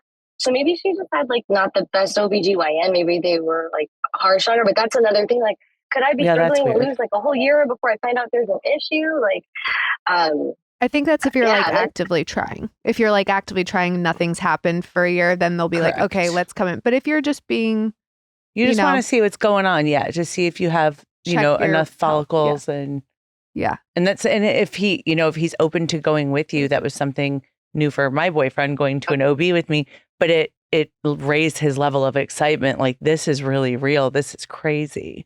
So just like food for thought to have a conversation about. Also, just like there's plenty of men out there who say they don't want to be fathers, who somehow become fathers and love being fathers. I haven't heard a lot of situations where men are kind of like, I'm going to be ready to be a father someday. I don't know if I'm ready yet. They're kind of on the fence, kind of like your husband, and then like hate being fathers. I was going to say the same thing though. Like, it doesn't sound like, it sounds like pretty normal Yeah. for a guy. Mhm. Like, usually a guy gets more excited when you are pregnant, or like they also, even during pregnancy, sometimes are like, this is weird. And then once the baby's here, they're like, oh my gosh, this is like, that's when they get excited. Yeah, totally. You have like the 9 months and the, the trying and all that stuff that you're like really thinking about it. So I don't know. He sounds like a great guy. Yeah. He sounds like he'd be a good dad. So Yeah. Sometimes we just want the picture perfect yeah. situation, and it makes sense. Like having kids is such a big thing for a couple. Yeah. You're like, is it and since they're not operating any kind of deadlines. It's Yeah. like she's not even like, oh, I have to do it now, and she's trying to figure out the timeline. Yeah. So ideally, it would be nice if everyone's just like, she mentioned Europe. Yeah. Like, Take your year, go travel together. but do even it, then, she's have fun. almost like Yeah. looking at Europe as this like, well, why would we go to Europe if you're not as excited to go to Europe as I'm as excited? So like, should we go to Europe now or not go to Europe, or should we wait to go to Europe until you're really as excited? I just don't think having kids the same way, because nothing can ever really mentally prepare for that moment, especially as men, because like, when we found out Natalie was pregnant, it's kind of like, well, what's different? Yeah. It was barely even different for Natalie at first, Right. because, you immediately, and then when she starts experiencing changes, it's just like, all right, well, I guess Yeah. let me know, Like- when it's supposed to feel different for me. Josh always wanted kids, but I also think that, like he works and he has the pressure of like supporting our family and his mom and all these things. And he's like, oh, it's a lot of pressure. Like, I don't know if I'm there yet. Like, I don't know if I'll feel comfortable. And then we got pregnant and he's like, okay, like you make it work and you do it if that's what you want. But yeah, it is. I get the apprehension for sure. And I get, especially on his part, but it didn't seem like, if she was like, he doesn't want kids and now I really want kids, I'd be like, okay, that's a little different. that's of a little story, different. yeah. But if he's like, For I'm just sure. not ready yet, like, we'll get there. And give Yeah, him a it's chance like to maybe find that uncertainty. dream job, Yeah, because it is, that's hard. Yeah. yeah. Because And like once you get pregnant and once you guys have a kid, it's stressful. you don't feel like you're in a position to take big Risks. Mhm. Totally. But Whether if he's that's- really yeah. that unhappy, it also could add to the like, I'm not sleeping. I don't like going to my job. I actually want to be home and I don't want to miss all of the fun things with my kid to be Yeah. at this job that I hate. Like, yeah, that would be hard. So keep looking for the job. Keep trying before the baby comes. Yeah. She lost a connection, but we finished that call. We finished I think it. we crushed that. Yeah. So, Crushed it. Kristen, how do you want to wrap this up? Any final thoughts? What do you want to? Paige, did Kristen get out what she wanted to get out? Oh yeah. Let me think. Sorry. Like- I'm her. Lubricant. Is there any more stories I have to tell on behalf of Yeah. I know. Yeah. I'm like, Paige, No. do we need anything else? No. Anything else you want to say? I think it was a great first season. Yeah. I think so too. I think, I remember at first you were like a little worried about being back on Bravo. And I think that's like that's the only place it could have been. Yeah. I think you know what I mean? Like, I feel like you were like, oh no, this is where I used to be and PTSD type of stuff. But I think it was like perfect. Should we talk about the loop we threw Luke through the other day? Oh yeah. Oh my gosh, Yeah. what did you do? Kristen's so psycho. I love you, but you're nuts. Yeah. Poor What did Luke. you do, Kristen? Paige and her sister and I were hanging out at her house because Luke's gone, and I'm like, yay, I get to like spend time in Manhattan Beach and have girly time with the kids. And Yeah. how did we even get on the subject of being engaged? Or I don't know. I think I was just like, do you think that marriage and like, because we're talking a lot about the kids and trying. And I was like, Yeah. is marriage something you guys want? No pressure, Yeah. but just curious. And you were like, well, and oh, your for sister's sure. like, where's your bachelorette party going to be? Yeah. And My so then sister we're like cares about the true. speaking it like into existence kind of a thing. Yeah. Well, it became a topic of like, Luke's comfort of now he has the added element of the show. Will it be something you guys want to do on the show? Is it not going to, and so Kristen then threw Luke he was like at a bar watching basketball or something. And Kristen's texting him about engagement and he's like freaking out, being like, wait, what? Like, what are you? I was like, hey, babe. So I'm with Paige right now, Paige and Taylor. And I really don't think I want you to propose on the show. And he's like, I'm sorry, what? The fuck are you talking? When did out of nowhere? Not that we haven't talked about it. Of course we have. Yeah. And of course, Paige is like, does he know what kind of ring you want? Like, does he know this? I was like, yeah, all of it. But I was like, I really don't think that I want to do it on the show. And I forget what he said, but he was like, can we talk about this like in person? Yeah. Like Maybe at another a time. different time. So Luke, bless his heart, like we have, I don't know how we do it, but our sense of humor could not be more very polar opposite. Dry. Sarcasm is not his thing. And so when I'm saying stuff like Doesn't this, understand. even though we're like actually having this conversation, Well, text is also tough. Well, Chris had also told him like, oh, when he called, just like, we were just joking. And I'm like, you weren't joking. Like, this wasn't a joke. And she's like laughing. And he's like, I don't get the joke. And I'm like, because it's not a joke. Like, she's being serious. She's trying to tell you about how she wants to get engaged. And Do you want to she's get engaged on laughing the it show? I don't. You don't. I don't. Why not? But I know that that's the reality of it. sharing that part of your. Yeah. I guess why not? I don't. I guess it's like if I could just have the people I want around for real, and it didn't have Tom Sandoval to wouldn't be there to help plan it. You'd pay for the whole thing. Mr. Engagement Planner. My God, I bet Luke would text him too. No, I'm just kidding. Luke really likes Tom. Sandoval? Interesting. Yeah, he does. What part? He doesn't know him on like a real friend basis, so he's fun to hang out with, kind of a guy. And I don't. It's like, depending on what episode you listen to, I think some people think I've become a Sandoval apologist. And Yeah, like kind of like the Jax thing we talked about. right. Tom Sandoval. But if you don't know Tom on like like you don't have history with him and you like know him, you know what I mean? It's quite different than your Luke, who hangs out with him at the bar, like goes to Schwartz and Sandy's, and Tom's like, yeah, man, let Just me like a get you fun a drink. hang. With like Yeah. Tom If he's Shorts not- as yeah. well. If he's not to, dating like, your little- sister or a friend of yours or someone who's like Or you're your- concerned about their emotional like health, Yeah. then Yeah. Tom's Sandoval is Be a fun hang. He's a totally fun hang. Yeah. And that's what I'm kind of saying. What I say with Tom, it's just, and I'm curious what you think as someone Sure. who knows him and dated him and yet whatever. Someone who also knows Tom Sandoval. We were Mhm. talking about this, where it's just, and this is the difference between Jack Taylor. Tom Sandoval has a moral compass. It's Yes. very unique.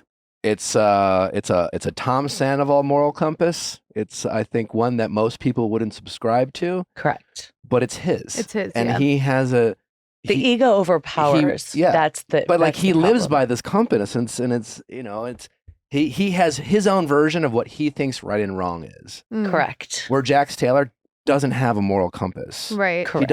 He doesn't think about right or wrong or good or bad or how is this going to affect people. Other I think people. I think Tom sometimes loses sight and selfishly will conveniently not think about how it affects other people, a la Sandoval. But at Yeah. least he does want to be, often fails at it, a good person. Yeah, that is such an excellent way to word it. Yeah. I agree. I'm because- actually shocked that Luke and Tom get along.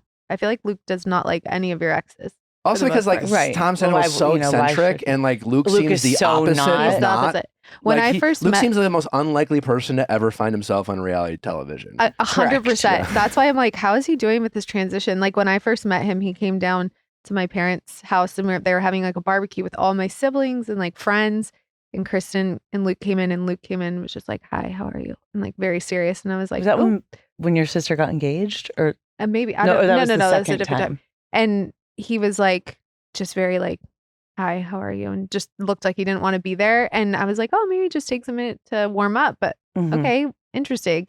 And then he sat and he talked with my dad and my brother and Starts Will, talking about sports, hunting golfing, and fishing and hunting. all these Mhm. things that my dad and my brother like. And then he came over. He's like, "I really have to apologize. Like every time Kristen says she's going to introduce me to someone, it's been Jax or like people from the show." And I'm just like, not it's very weird for me. He's like, I didn't know we were coming to be with like your family and hang out with people who like to talk about the things I like to talk about. So Totally. he warmed up. He finally warmed up to us. But Yes. Yes. that's why I'm like, he just doesn't seem like it's crazy that But yeah, I think with Luke and Tom Sandoval, it's like Tom's ego and like attention seeking behavior doesn't bother Luke yet because Luke hasn't been around Tom long enough to Or it's just it hasn't like he hasn't been a victim of it. It hasn't Right. intersected. Yeah. Right. Like I used to think it was so cute. Why do you think I dated Tom? He's always been just like this. I used to think it was so endearing. But see, I find Tom Sandoval to be harmless because I know what to expect from him, and more importantly, I know what not to. Yeah. And so I never Very good point. expect him to do something where I know almost certainly if I continue to expect something, he will disappoint me. Mm-hmm. And it's just like, but if you need a ride from the airport, if you Totally. want someone to throw a party or like do a favor, he's the best guy for that. You He's know, the guy. He's the guy. Yeah. Yeah. You know, and he'll be a cool hang. Yeah, that is such an excellent point. And Jax is just like, You, you never know what you're going to get. yeah, totally unpredictable. No Mhm. concept of right or wrong. Right or Nope, wrong, yeah. Not at all. Yeah. What a great guy. These are your friends. How are you? Are You're you my and friend. Scheana cool? Yeah, I mean, no issue. We don't really hang out. I don't know. Yeah. She's just too busy paying for those houses. She's just, yeah, I don't know. It's like her and the LaLa and the glitz and the glamour of it all, the events and the look at me. And it's just, I like being at home. I like dive bars. I like mostly just being at home. So like, that's just not a world that I can live in anymore. Well, here's a question for you. I know Alex has said, hey, our cast is full. We're Mhm. popping at the seams. We're good. Do you think if given the opportunity, Scheana and LaLa would jump at the opportunity to be on the Valley? Oh my God, yeah.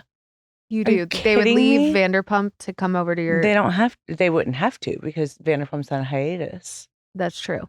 They don't have a But job if they this were like, summer. if you leave this show to come over to our show and be like, they couldn't be full-time cast members in both shows. Do you think Could they? Vanderpump's done?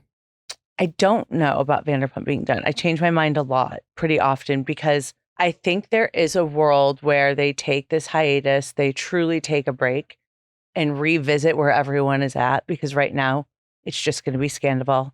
It's going to be, why won't Ariana talk to Tom? Who's actually forgiving Tom? It's just not enough time has passed. So I do see a world that if they all want to come back, in 6 months, 9 months, I think there's a world where Vanderpump could come back. I think there's a 100% chance it comes back. Yeah. And I think Yeah. there's a 60% chance Ariana doesn't. Right. I think they're probably just giving them some time to like create some other storylines Just other like than breathe, live your Scandival life. and everything. Live and- your Looking to life. replace Ariana? Mhm. You know, I mean, but I think No, they I know, would maybe. take Ariana Right. back. It's if- just would if she do it? Ariana Would she wanted want to do it, You yeah. know, I think there's a part of me that thinks I think the show would take her back because they would have to. Because how do you say no to someone Mhm. who's that popular Right. Mhm. and that liked? But I think there's people at Bravo or even the production company that like kind of I think there's people secretly hoping that Ariana moves on, and Hmm. that they almost are forced to figure out a way To make it new. to make it work without spicy. her. Mhm.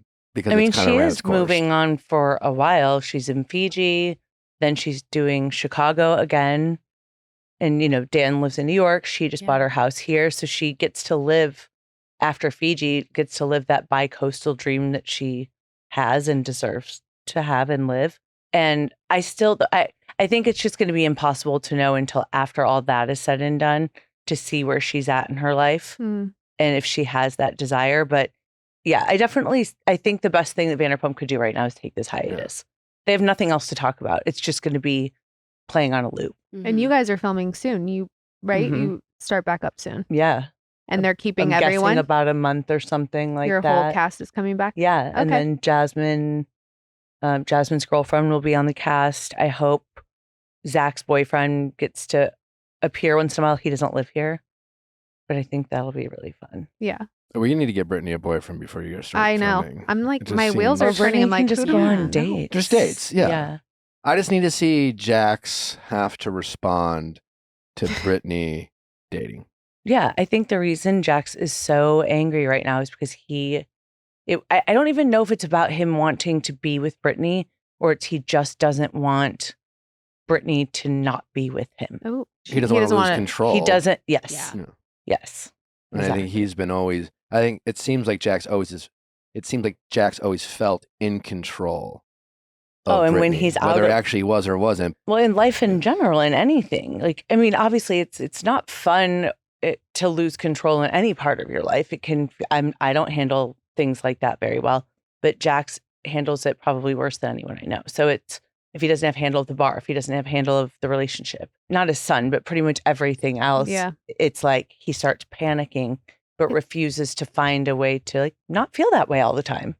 Is Jax like he's his own worst enemy. dad? Is he a good dad and like he's very a really present? Good, Yeah, I feel like that's what you said before. Yeah. So Janet's dead to you. Is there a future for you and Michelle for next season? I don't know. I'm so shocked on the way that my friendship breakup with Michelle went because we were really, really close. But I feel like the person that I've been watching, and I'm not saying she's not acting like herself, but just like that's not really someone I want in my life when I'm trying to like have a baby and create my own family. And I'm just seeing things from a very different lens these days rather than just like be friends with everyone. This is my cast. It's like, I'm down to hear everyone out. I want to see how Michelle's, changed or maybe become better since the divorce. Yeah. With less stress on her plate. Mm-hmm. I don't know if she and I make sense though. I would like to have a conversation with Jesse for sure. What would you like to say to him? Jesse, I had sent a text to right around that time of like we need to watch What Happens Live. And I just said it was nice to see like a more vulnerable side of him. In the way that he was apologizing to Danny when they were in Big Bear. And he wrote a really nice text back as well. So it was kind of like the dust had settled. There was no more like, if I see him at Jax's bar, we're going to be like avoiding each other. He's going to give me dirty looks or something. Like we're grown. Right. So I think that would be really interesting just to have a conversation with him. And he did apologize for all of the hot-headed words that he had said to me over the season. Felt very genuine. But Janet, I'm very curious to hear her out when we start filming. Do you think she'll open up and I just want to be like, what in the actual hell is going on with you? Yeah. And where are you at now? You speak, I will listen, and then it'll be my turn. But no, I'm not a fan. Not at all. Yeah. She does give mean girl energy. Yeah. Yeah, I wonder. It's going to be a hot, hot summer in the Valley, guys. Very hot. We can't wait. We can only hope. Yeah, and also thank you just to the Valley in general for the restaurant recommendations. They've been really good for Natalie and I. We didn't get out much, and now we're like, oh, that place looks cute. That place looks good. We should go there. Valley. Oh my god. Valley. Yeah. 4 seconds away from us. Amazing. Have you guys been to Jax's bar? No, We have not. Oh. It feels disingenuous for You me personally to show up. I've been so hard on them, and I don't want to. And I was literally thinking about this watching it last night. Like, should I stop in? And it just almost it feels two-faced to like show up uninvited. I know it's a public place, but I've been so critical of him. I feel like he's and then- there a lot. It And then feels he would ask dirty. you All for the a time. photo. He'd ask me for. Yeah. I'd be like, "Why you have me blocked on Instagram?" Sounds kind of fun. But I would Like I'm in. I would love to have him on the show and create a safe space for him to try and with the intent of having. I wouldn't have him on just to be like, "Why are you a piece of shit?" I would just be Right. like, "Why Well, I do wanna you do what you understand- do?" And Yeah. doesn't like at some point, don't you Does want he- to be talked about in a different way? Like, Does he do interviews, podcasts other than his own? I don't know if I've ever heard him I don't know. like wants to make sure, control yeah. of everything. Yeah. Yeah, control the narrative, so probably not. Yeah. Interesting. That would be good. Yeah, I don't see it happening. Yeah. I haven't been to his place. It feels hypocritical. Have you been to Schwartz and Sandy's? We have, yeah. You have. And thank God now they don't have more. They have more than just cherry ketchup. Yeah. Oh my God. Yeah, I've really grown to Schwartz. He's a charming fuck. Yeah. Have you? Wait. Yeah. He's the best. I'm obsessed with him. Yeah. I love him to pieces. Yeah. Have you been to something about her? We've not. We haven't yet. We need I to have. go. Chef's kiss. Oh, Paige has You so have to. good. Yep. Yeah. I ordered 2 sandwiches. I ate half of one and then ordered another one to go. So good. Oh my God, we have to go. We'll go. Yeah. Let's go this week. Let's go. Okay. Yeah. We'll go. We need to support. Yeah. Just text And Katie your and like family. walk to the front so you're not waiting in line. Yeah, the lines have been insane. Still? Is it still? Yeah. Well, Wow. it was Pride weekend, so Oh, yeah. maybe, Yeah. but yeah. Okay. That Hot makes sense. commodity. Mm-hmm. All right, Kristen. It's great to have you. Great to see you. Thanks, Nick. Glad to hear you well. Thanks so Congratulations much. to you and Thanks, Luke. Natalie. Of course. Would you announce your pregnancy on the Valley if you were to become pregnant again? I don't know if I have this thing, okay, you guys, really quick, of like a mom thing about like you wait till 12 weeks, blah, blah, blah, because I did not wait. Mm. And then that happened. Yeah. So then I'm like, so I probably should wait. Mm. I'm not like a gender reveal party girl. I'm not like group baby moon girl. I definitely want to know the gender, but I'm not going to be like, okay, everyone come over. We have all the Yeah. balloons. Everyone dress Yeah. in pink and blue. And Right. it's just like not my thing. Like we would do one just for ourselves, you know? Right. Yeah. That's what Nick and I did too. So maybe, I don't know. I won't know until Okay. But just as long as you have the baby moon and not invite Janet. In and have Colorado. and have that be an episode. 100%. Yeah, absolutely. We absolutely need that. Yeah, she's not invited to my baby moon. You heard it here first. Great. Love. My All right. future baby moon. Kristen, wishing you all the best. Thank Thanks you for so coming much. on. Always great Thanks, seeing you. guys. Congratulations on being back on TV. And you. can't wait for season 2. Yeah, and thank you, Paige, love you. to be my emotional support friend. Me and Gibson. All right. Well, thank you guys for listening. Don't forget to send in those questions at asknick@theviallfiles.com for all things texting office hours. We are back on Monday for an exciting, jam-packed episode of Ask Nick. We got reality recap back on Tuesday. And then next week, West Wilson. That was a good one. Summer House. And also, we re-released the Lindsay Hubbard episode, her talking about her breakup with Carl. That she recorded way back when, right after the breakup. But I think it's a very interesting listen. So if you haven't checked it out, be sure to check that out. It is available on the feed. And yeah, next week, going deeper, Wes Wilson. It's a doozy. You won't want to miss it. See you then. Bye.